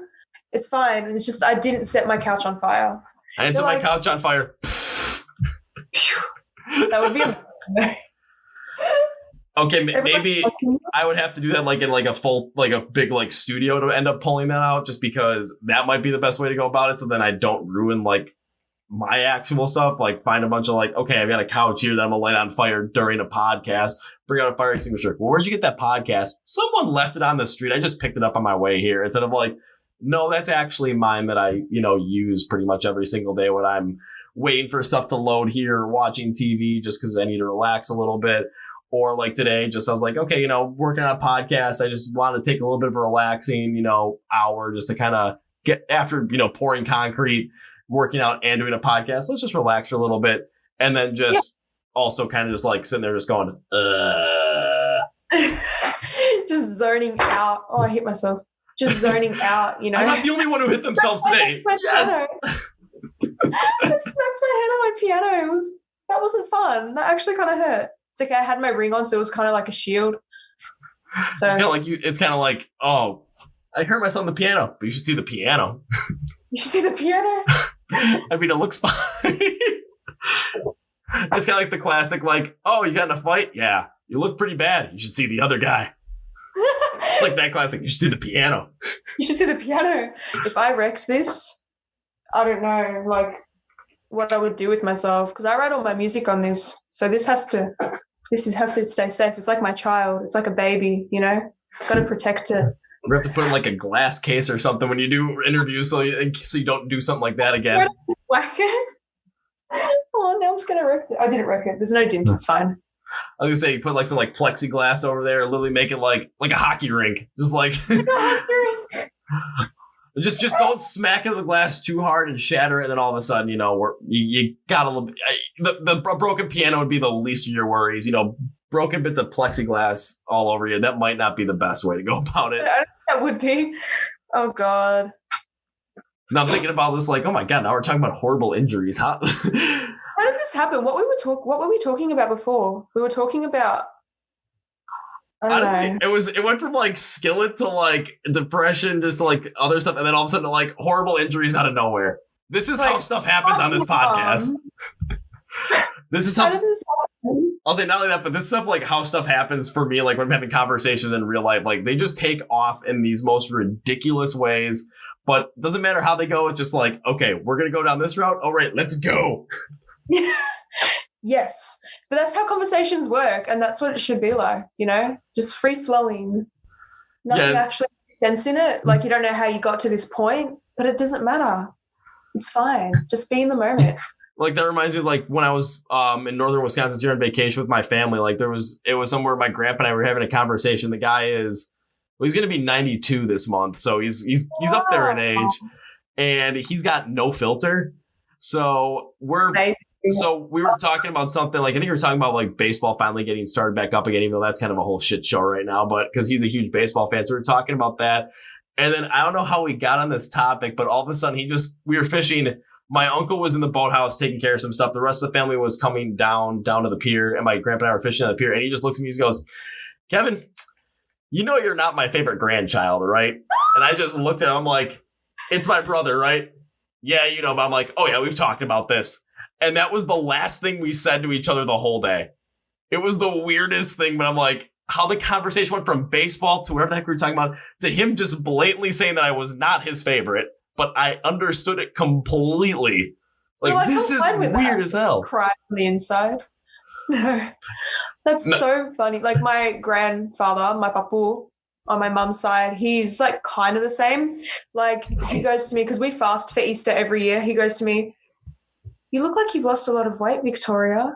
Yeah. He says it to me every year. And then he also, like, when I'm wearing something he doesn't like, he's like, you don't look good today. I don't like your pants, or I don't like your hair, how you've done your hair today. And the thing is, he's so nice and so chill that you can't get mad at him. He's like the most relaxed person ever. And he's like the sweetest, but he says it in such a condescending way that you can't get mad. It's amazing. Absolutely amazing. I kind of know the feel, because like if my grandma was still around and she heard my grandpa say that, she would have been just like all over him, even including some of the other stuff he said over the course of that week. Like if she was around him and like, "Oh, Bob, what are you saying?" and like kind of like smack him in the back of the head. But now it's like, because she's been gone for 7.5 years now, and he's just kind of like, it's, if you say anything to him, it's like, what do you say to him? The guy's almost 92 years old. He doesn't really care. It's like if I say, if my mom or her sister say something to him, it's like he doesn't care, because it's like, I'm your father. But if I say something, it's like, I'm your grandfather and I'm old, so I can do whatever I want, kind of thing. It's like, you can't. There's no winning in this. When he tells you you're not his favorite grandkid, you have to just roll with it. You have to just be like, "Oh, I've got to live with that now. Oh, my whole life is a lie. Oh, okay, it's fine." And that's when you just sit there and you put on some Simple Plan, and all of a sudden you just hear, "How could this happen to me?" Oh my God, that's amazing. But my papu, because he's from Greece, so he has a really thick Greek accent, and like he speaks kind of broken English, so it's even funnier. You kind of just got to laugh. He's like, I don't like what you're wearing today. No. And you're just like, okay. You got to kind of live with it. It's like this old Greek guy just like telling you off for everything, but also being really nice about it. But you can't argue with him because he doesn't even speak the language that well. So it's like, what do you do? Yeah, it's just, you just have to roll with it. And then when you think about it too, it's just, those are going to be the moments that you remember from your grandfather. And same thing with me. It's like, those are the moments that I'm going to remember. And there's a story that I won't tell on here, because if any of my family is listening, there's a story that my brother has, and he's only told me the story, but it's something that is so ridiculous. And this is when my grandpa was, how old was he? I think he was 87 when this happened, or 87 or 88. I can't remember which one, but it was right before he had this stroke that he had. But it was something that happened, and it was like the most uncharacteristic thing. And apparently he'd been doing it for years without anybody in the family knowing. And when he did it this last time, my brother saw it, and he's like, "Don't tell anybody." He's like, "Can I tell Kevin?" Yes. And my brother and I now have an agreement where when it comes to the time where when my grandpa unfortunately passes away, we do the whole entire funeral thing, that we have to give the eulogy, because my brother and I are probably gonna be the ones tasked to do it. I'm going to open it up with some random, like some good stuff, not too much. But I'm like, but you're the favorite. You're going to be the one that has to bring it home. And that's going to be the story you end with. I don't care what else you say. You end with that story, because everyone's going to be sad, because I know you're going to tell some like other stuff too, even though you're kind of like this like super like emotionally unavailable person. But when it comes to grandma and grandpa, you are like the most emotional person ever. But yeah. I'm like, so you tell that story and you tell it last, because it's going to get so many people to laugh. Oh my God. I'm kind of like, I kind of want to know what it is now, but I know you can't tell me, because it's like, it breaks the pact of you and your brother, because it's like so ridiculous. But like he just told nobody. He was like, no one needs to know. Was it like bad? No, it's funny. I can actually tell you, once the podcast's over, I'll tell you the whole story. Okay, tell me the whole story once the podcast's over. I just don't want to record it. That's the best way to put it. Don't record it. Don't put it out in public. Because like when you say, "Oh, this really like extreme thing happened," and then you don't tell me, it's like, yeah, okay. Don't worry, I'll tell you the story. But it's just something where it's just like, if for some reason someone from my family is listening, like, I just don't want them to actually hear it right now, because it is so damn good. You gotta wait. You just gotta wait for the right moment, you know. Yeah, I mean, Tom Petty said it best: the waiting is the hardest part. It really is. That's so true. With anything, though. With everything. Like, when you're waiting for something, like the anticipation. Like, when I wait to do shows and gigs, like the anticipation, I'm just like, oh, my God, it's in 2 months. Like, because I found out from like ages ago. Like when I found out for the Alvadi show, I found it like a year ago, like before the gig. And I was waiting. I was like, oh my God, it's in a year. It's so close. It's only a year, guys. You know? Yeah. Waiting is the hardest part. And then it gets closer, just like, it's getting closer, it's getting closer, it's getting closer. Oh my God, oh my God, oh my God. Wait, can we actually do this? I'm getting way too nervous over this. And then all of a sudden the day comes and you're like, you know what? Screw this. Listen to Awake and Live by Skillet. We're doing this. Yeah. And then like the day after, you're like, all that waiting, it was only like, I performed for like half an hour. And I was so excited, you know? I only performed for half an hour. Yeah, but it was worth it. It was so worth it. It was so, so worth it. And I would do it 1,000 times again. Like 1,000 times again. I'll say do 1,000 times again, but maybe the next time it happens, I mean, maybe it can be for a band like Within Temptation or like Evanescence or open for like Lacuna Coil. You know, just throw some names out there. If anyone that represents Within Temptation, Nightwish, Lacuna Coil, Evanescence is listening to this podcast, yeah, I think I found your next opener, guys. Victoria K, right there. That would be really great, actually. But this band that I did support, they perform with Lacuna Coil heaps. They're like, have you listened to them before? I have not. Okay, so they're like a mix between death metal and folk music. And they sing in ancient Gore, the language, and it's amazing. So it's like you have these like death metal drums, he's like screaming in like some ancient language, and then you have like it all breaks down and you just got like the violins playing like folk music, and it's absolutely beautiful. They're one of my favorite bands now ever since that show. And I've got one of the members playing on my album, Michelina Malines, the hurdy-gurdyist. She's playing on Shroud of Solitude, and that was like one of the most unreal collaborations for me, which is what I got out of the show. So I'm really grateful for that whole experience. I will say, if it wasn't for my best friend when we were living together, I would have no idea what the hurdy-gurdy is. But because of him, because he was trying to buy one, I do know what it is. So, yeah. Yes. But that is absolutely insane. You said that the language was ancient Gaul. Is that correct? Oh, Gaul. I'm pretty sure that's how you say it. I think it's like an ancient French language. Yeah. I'm not sure. But I know it's like they get a lot of inspiration from the Nordic spirits and the Nordic myths. So it might be from that part of the world. And I know their name means we are Helvetios, which is like the type of ancient Nordic people. So I'm pretty sure it's from that part of the world. But it's so interesting to listen to. Like I have no idea what they're saying, but I know all the words to all their songs off by heart. And I just like vibe to it. Oh, like that's how you know when like you can really get into a band is if they are singing in a completely different language, yet you don't know exactly what they're saying, but you know all the words of the songs. Like that is insane. I do know all the words, and I'm so proud of that. Also, the fact that you know all the words to all their songs, maybe if you ever get to play with them again, all of a sudden they'll be on stage and they'll be like, yeah, we're going to bring out Victoria K to sing this one with us. All right, Victoria, get out here. And all of a sudden you walk out there and be like, we're number one. We're number one. Yeah. Or you look at them like, yeah, we're number one. And you kind of get in a little like fun, like kind of like back and forth. And all of a sudden it's like, okay, we're going to play this song. Let's go. And then you just blow them completely out of the water. And they're going to be looking and thinking, yeah, this is a good idea to bring her out here for this one. Then they're going to write a whole new album, and all of a sudden you're going to get a call like, hey, we need you featured on this track. You know, we got this. Let's go and do this. But like I'm kind of I've got the connection with them now. Like as I've got Michelina playing on the album, and I've got the connection with Nicole, who's the violinist in the band, and Kriegel, who's the screamer in the band. So that's really awesome. That like I know them now. Like I can say that like, oh, I know these people, you know, and like I remember at the show, like with the ancient language, we were there, we were doing our sound check, and then the drummer for Alvadi, he was kind of like fixing his drum kit, and the guitarist came out and we were talking, and then I'm like, oh, how do you pronounce the name of your band? Because I have no idea. And the drummer, he pops out his head, he goes, I don't know, don't ask me.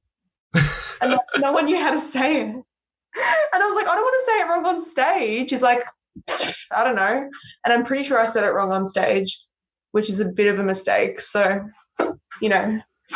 It's okay. Actually, don't be surprised at that, because the band from Sweden that I recorded with earlier the day that we recorded this, when I asked them what their name was or how to pronounce it, and they're like, how do we actually pronounce our name? Like, they had no idea how to actually pronounce it in English. I'm like, well, how do you guys know, like, how do you pronounce it when you guys are just saying it? It's like, come on, it's like, just give me that. And it was just like, okay, it might be this, it might be this. I'm thinking, well, this is going to be interesting. And I told him, like, I'm probably going to mess it up at least once during the podcast. And I think I messed it up like the second time I said the name. It was just like, oh, you got to be kidding me.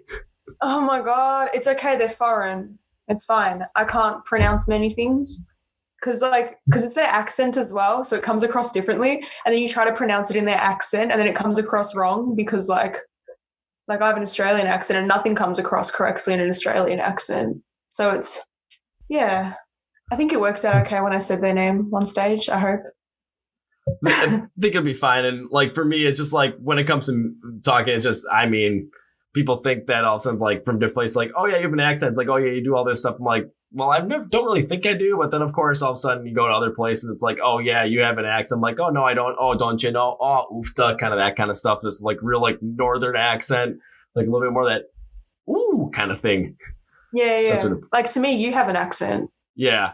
And like if you're recording with someone from like the state of Texas, you kind of hear like, well, how about this? And then like just kind of have like that like twang to it. And then there's me just like, oh, okay, whatever. Like even like different parts of Australia, they kind of have different like Australian accents. It's kind of weird. Like if you're like a European Australia, like they have really harsh accents. But if you're from like out more in the outback area, they talk more like this, like yeah mate, like that. So it's kind of like it's weird to hear like different accents from different parts of the country as well.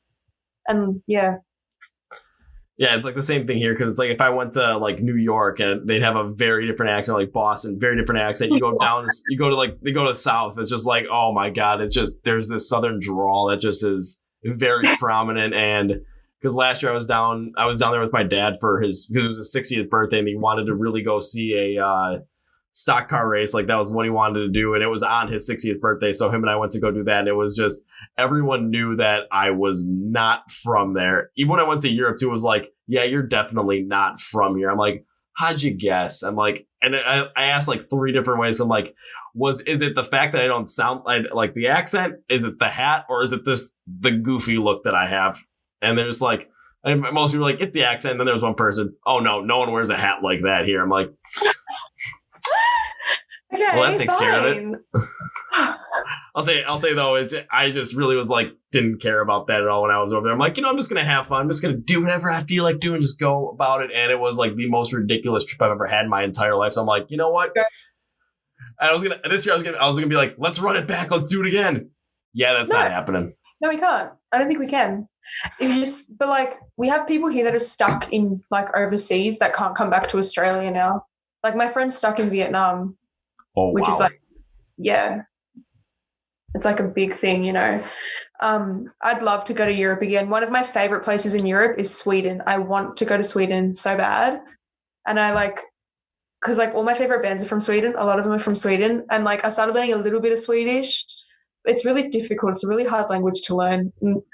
But I've been to Greece because that's like my family. I have all my family there. But I'd love to tour Europe. That's one of my biggest dreams, like at the moment. All right. So again, all those like symphonic metal bands or all those just bands in general, all those representatives, if you guys are listening to this and you're trying to find an opener for a European tour, I found one for you guys. Just right there, Victoria K. Just No. Go ask her because if it's hey, Amy Lee, Sheridan Adele, yeah, you're trying to find an opener for your whole entire large tour. I got you one. Come on. Oh, that would be right there. That would be absolutely amazing if I could just open for someone in Europe, like anyone really. But because this is my first album with releasing my own stuff. Like I've played in other bands where I've sung their stuff before. But with this album being the first one with our own songs, we really would love to at least do an Australian tour with our own stuff because we've really only played 2 shows, like as a band. We've played the Alvida gig and the live stream. So we want to get more shows in. That's what we're really working on before we go to Europe, just to get that foundation. Understandable, because that was one thing I wanted to ask. It was going to be, when it comes to especially what's going on right now in the world with, the craziness that is this pandemic and then everything else too, especially that, you can't play live shows. So since the release of the album, like what has been the thing that you and the band have been doing to grow the band, gain more influence, gain more fans, and to get more notoriety so that when the time does come that you're able to start playing live shows again and go throughout Australia and, have people see you play live there. And then also, all of a sudden, okay, now they're over in Europe. Okay, now they're over here by me in the United States. Yeah, let's go see them kind of thing. Because I always want to go see every single band I end up talking to because I always love, once I get into the music, I'm like, I got to see them live. So it's always my mentality too. So kind of like what has been over the past couple of months, like what's been going on to try and grow the band? And then what's the plan going forward until you're able to play live shows again? So because we got together pretty quickly, like when we got together a couple of weeks before we played the first show, and I didn't know who these people were. So we kind of had to form that instant connection as a band and get the sound together. And it worked out really well for that first show. But as time has progressed, we had the live stream. So we were doing heaps of rehearsals, and that was just before we went into lockdown, and we've been in lockdown ever since. So we did the live stream. And then we got out of lockdown for a bit. So we got together again, did some rehearsals, then we went back in. And we're kind of just working on social media a lot now, doing things like this, doing interviews, being on radio. That's kind of where our focus is now, getting on those things so we can kind of be seen, but still not being able to play live shows, but we can still have our music out there. So then we can kind of try grow our fan base and then hopefully do a European tour or an Australian tour where we can have people that want to come and see our stuff. That's kind of what every time I ask a band, it's the social media thing, of course, is the big thing right now because that's the best way to get connected with everybody, especially when everyone's kind of in a lockdown state. You can't really do much. There's not much going on because everyone's going to be on their phones, online, just trying to find something. If you're going to be there, it's make sure you're there, make sure you stand out to the point where all of a sudden people are going to want to just who don't know you're going to want to stop by and check it out kind of thing. Yeah, and exactly. That's what we're trying to do. We're trying to get into the public eye, and we're kind of just going as things come as well. If an interview comes, yeah, we'll do an interview. If we get offered to be played on radio, yeah, we'll be played on radio. But we're not trying to force anything. We're kind of just we're going to keep going as we were, but we're just trying to be more active on social media now because that's where everyone's focus is. What exactly about you guys haven't been trying to really force anything? Pardon, sorry, I didn't hear you. Kind of cut out. What do you mean by you haven't been really trying to force anything? What do you mean by that? We're not trying to push, we're pushing our music to get it into the public eye, but we're not trying to push it onto radio stations and be play our stuff, or contacting heaps of people. Oh, we want to do an interview with you, play our stuff, blah, blah, blah. We're kind of just letting it happen as it happens.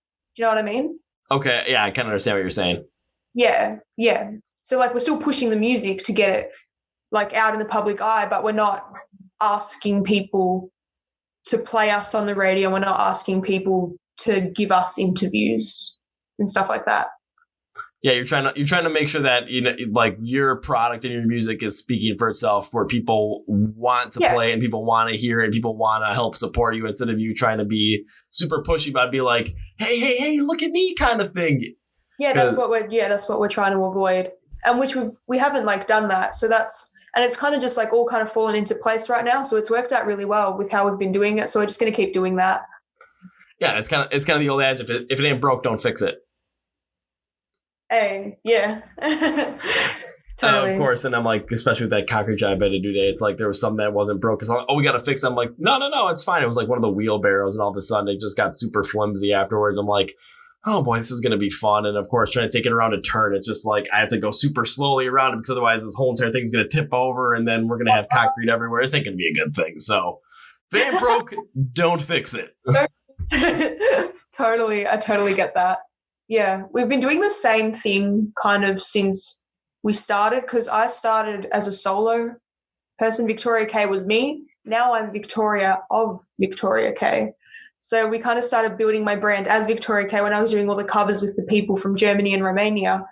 And then when I released my own stuff and we had to get a band to do the live shows, we're trying to kind of make Victoria K a band, and I'm just Victoria now. I've been demoted to just Victoria. So we're trying to kind of like make that a band image, and that's what we're really working on now. Like when we're posting as a band. We're not posting as just me.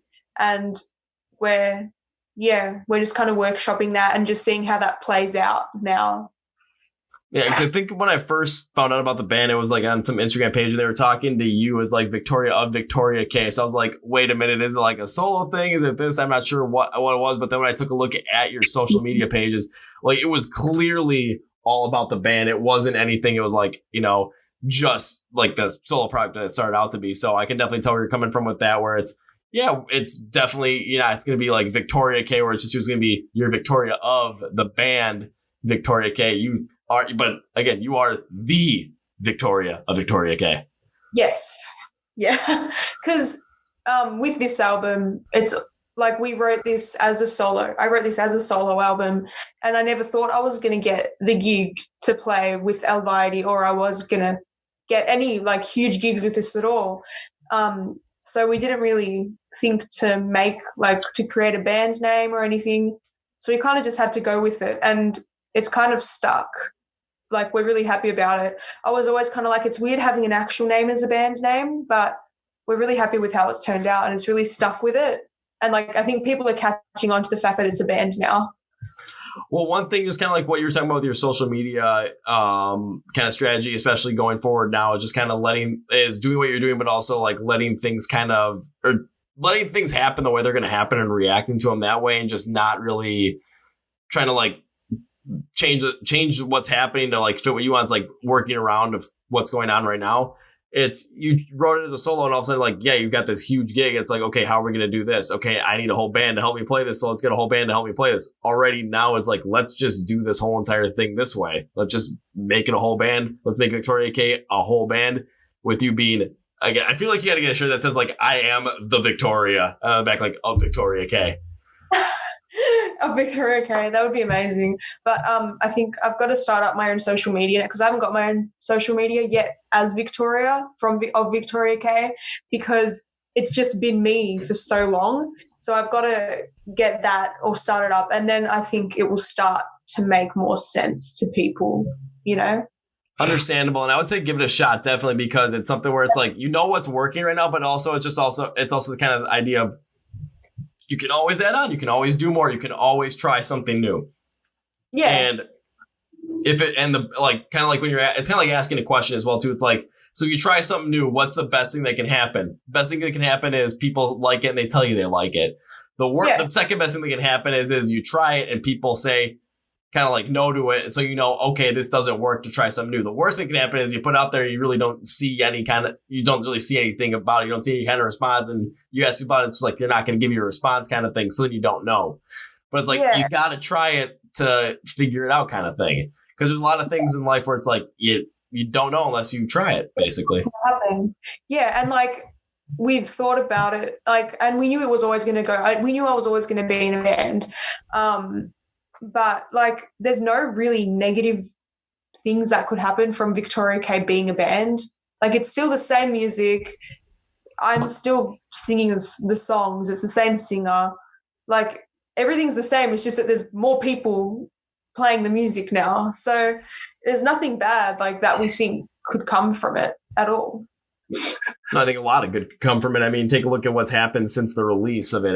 Since the release of the album, there's a lot of good that's been happening from it as well. And I just think it's going to keep continuing more and more. I mean, it's going to be something where you got to play through what's going on right now with the whole entire COVID situation. But once live shows are able to get back going again, it's going to be interesting to see how Victoria K ends up growing as a band and how that all takes hold. Because once you start playing live shows, and all of a sudden you've got a lot more, kind of like, especially with social media, you've got a lot more live content to work with at the same time as well to post and get people even more interested about it, because now they kind of get a feel of like, okay, if I go see this band live, what's a show going to be like? What can I expect to experience? And it can be something that's absolutely crazy. It could be something that's just absolutely transcendent at the same time as well. And if you're able to kind of put that out there, it's like, this is what you can somewhat expect of the show. but not put too much out there. So kind of leave some of that like mystery and intrigue in there. People are going to want to go check it out, especially if they are, like, okay, I've heard a couple of songs and I think that I kind of like them, so I'm going to go check them out. And that's what happened with me when I went to go see Ice Nine Kills for the first time. Cause I'm like, I know like 2 of their songs and I like both those songs, but I don't really know much about them. And then after that show I left, I'm just like, must listen to more. And then it was like a month, 2 months straight where I just listened to them that exclusively. Like that was it. So it was just like, it was like something like that. I do that when I go to shows too. Like even if I've already like been a huge fan of their music, like with Evanescence, when I went to their show, like I was listening to them ages, like a couple of years ago, like a lot. And then when I went to the show, I only like listened to Evanescence because it kind of brought back the nostalgia for me. I'm like, oh my God, I remember how much I loved this song. So then I had listened to the album like exclusively for a couple of months. It was intense. And I learned all the songs on piano. Like, I become obsessed with bands like after I see them like that. And that's where I get a lot of my inspiration from as well, because like I listen to them a lot and I'm like, I pick up on little things that they do and I'm like, oh, that's cool. I could add that in my own way, Yeah, totally understandable. And it's just, it's kind of like when you experience something like that, especially from your end, being a performer yourself as well, you want to be able to create an experience like that for someone else as well, where you're on the other end of it instead of the person that's going to the show and the person that is then getting kind of like jumping deep, like doing like a whole deep dive into the band following the show. You're doing something where you're the one that's causing that instead of being the one affected by it. Yeah, which I think is a really cool position to be in as well. Another thing that I love about performing, which I just want to say, is like the energy. Like the whole energy, how you said you love the energy of the band? Like I love the energy of the audience. So like when I'm performing, I put as much energy as I can into my performance so that they can feed it back to me. And then it's just like a whole thing. It's a whole experience for me as well. That's why I love performing so much. And that's why I miss it so much that we can't do it now. Like even like at the Elvira show, that was probably my favorite show that I've ever played in my whole life. And the energy of that crowd, like they'd never heard me before because I'd never released these songs before. This was the first time these songs were ever going to see the light of day. So like they had no idea who I was, had no idea about the songs. And like there was still a mosh pit going.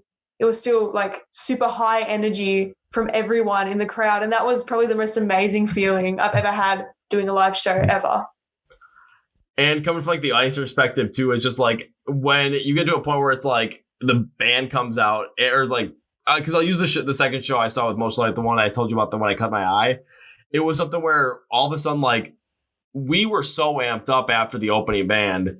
Then all of a sudden, like, here comes Motions in White, and just we were in like such this certain state of just incredible energy, just euphoria, that all of a sudden they started, and we're just going nuts as a crowd. All of a sudden, they went even crazier. Like the energy from them, they fed off of us, and then ended up being like a feeding frenzy back and forth in terms of energy, because they were feeding off of our energy, and then we were sending it right back to them. They were bringing it right back to us. It just kept going back and forth to the point where all of a sudden, halfway through the show, it was like you felt like every song was like that final song of the set, like it had that much impact and that much energy. So I can totally understand where you're coming from when it comes to like you're on stage and you want to bring that energy so that all of a sudden that audience just feeds off of it, ends up creating even more energy. So then their energy's topping yours, and all of a sudden it's like, okay, now I'm going to feed off of that, and I'm going to top that. It's just going to be a vicious cycle going back and forth that creates something that's just incredibly spectacular. Yeah, that's what it's all about. Like, it's about the energy. And I know, like, you can't think that the audience is going to give you the energy anyway. Like, you have to put as much effort in as the audience is going to put in for you, because, like, they're the audience is the ones that brought you here. Like, without the audience, you wouldn't be playing a show, So you've got to give something back to them, and that's what I think giving the energy is so they can enjoy it as much as they possibly can. And I thought about it. Christina Scabbia, she said, if you don't feel like you've run a marathon after you've played a show, you haven't done enough. So that's what I always think about. When I'm about to go on stage, I have to put as much as I possibly can, as much heart and as much energy into my performance so that the audience can enjoy it as much as I'm enjoying performing for them. Just take that advice from Christina Scavia and just take it fully, because that sounds perfect. And as a fan too, it's just like, if you're at a show and you don't feel like you just went through just like absolute insanity at that show, were you really at that show? Were you no. Were you though? Did you put enough effort in? You know, that's what I always think about. Even if it's like a shorter show, I have to put more in because there's not as much to give. And after the show, when we played the Alvide show, they asked for another song, like an encore. And I was like, I really wish I could, but like we can't because we run out of time. But that was probably the most amazing feeling ever. Like no one's ever asked me for that before. And it was like, oh my God, they really liked it. You know what I mean? Like I've done enough. And it made me feel really like kind of like it was like euphoria kind of for me.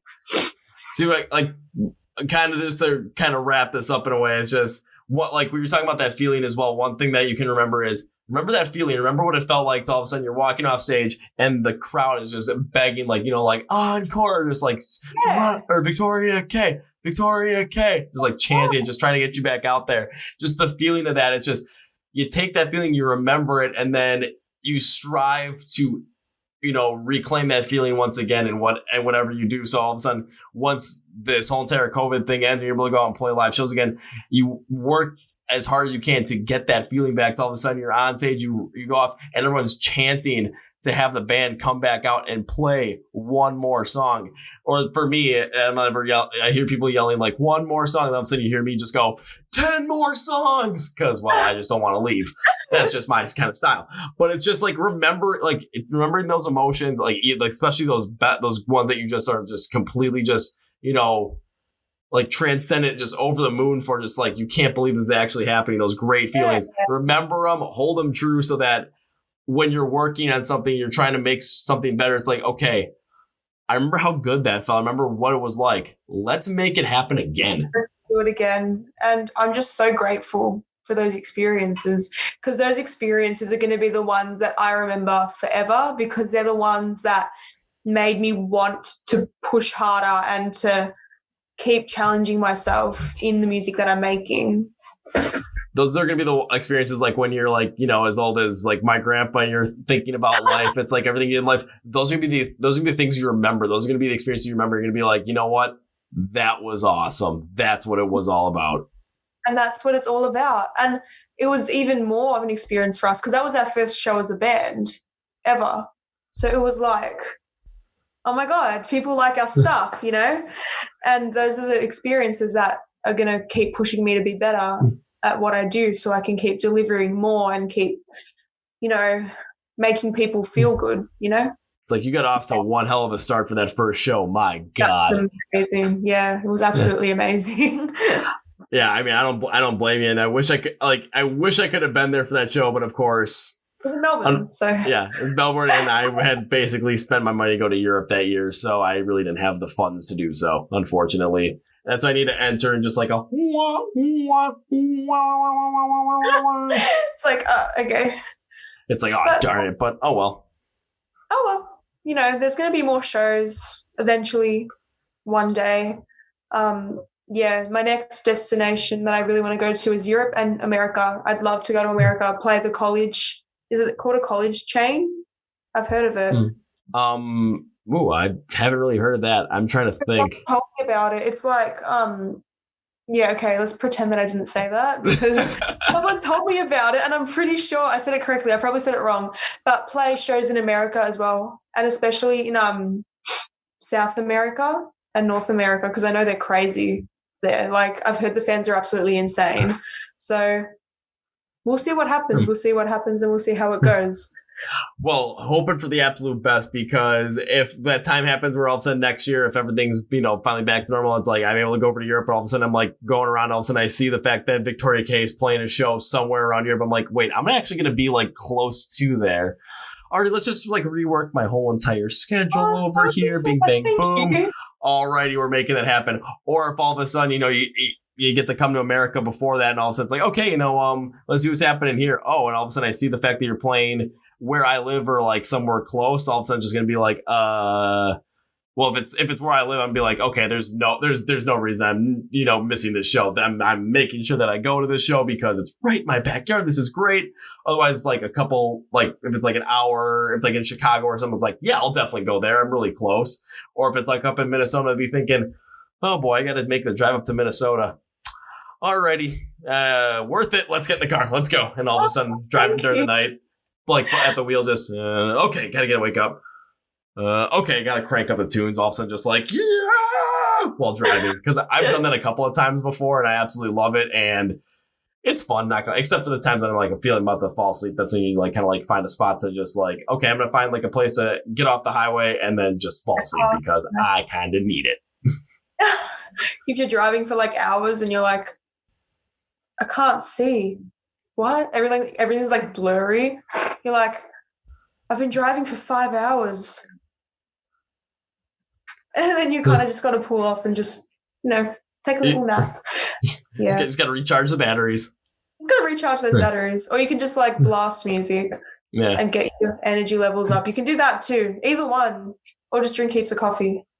Either one works.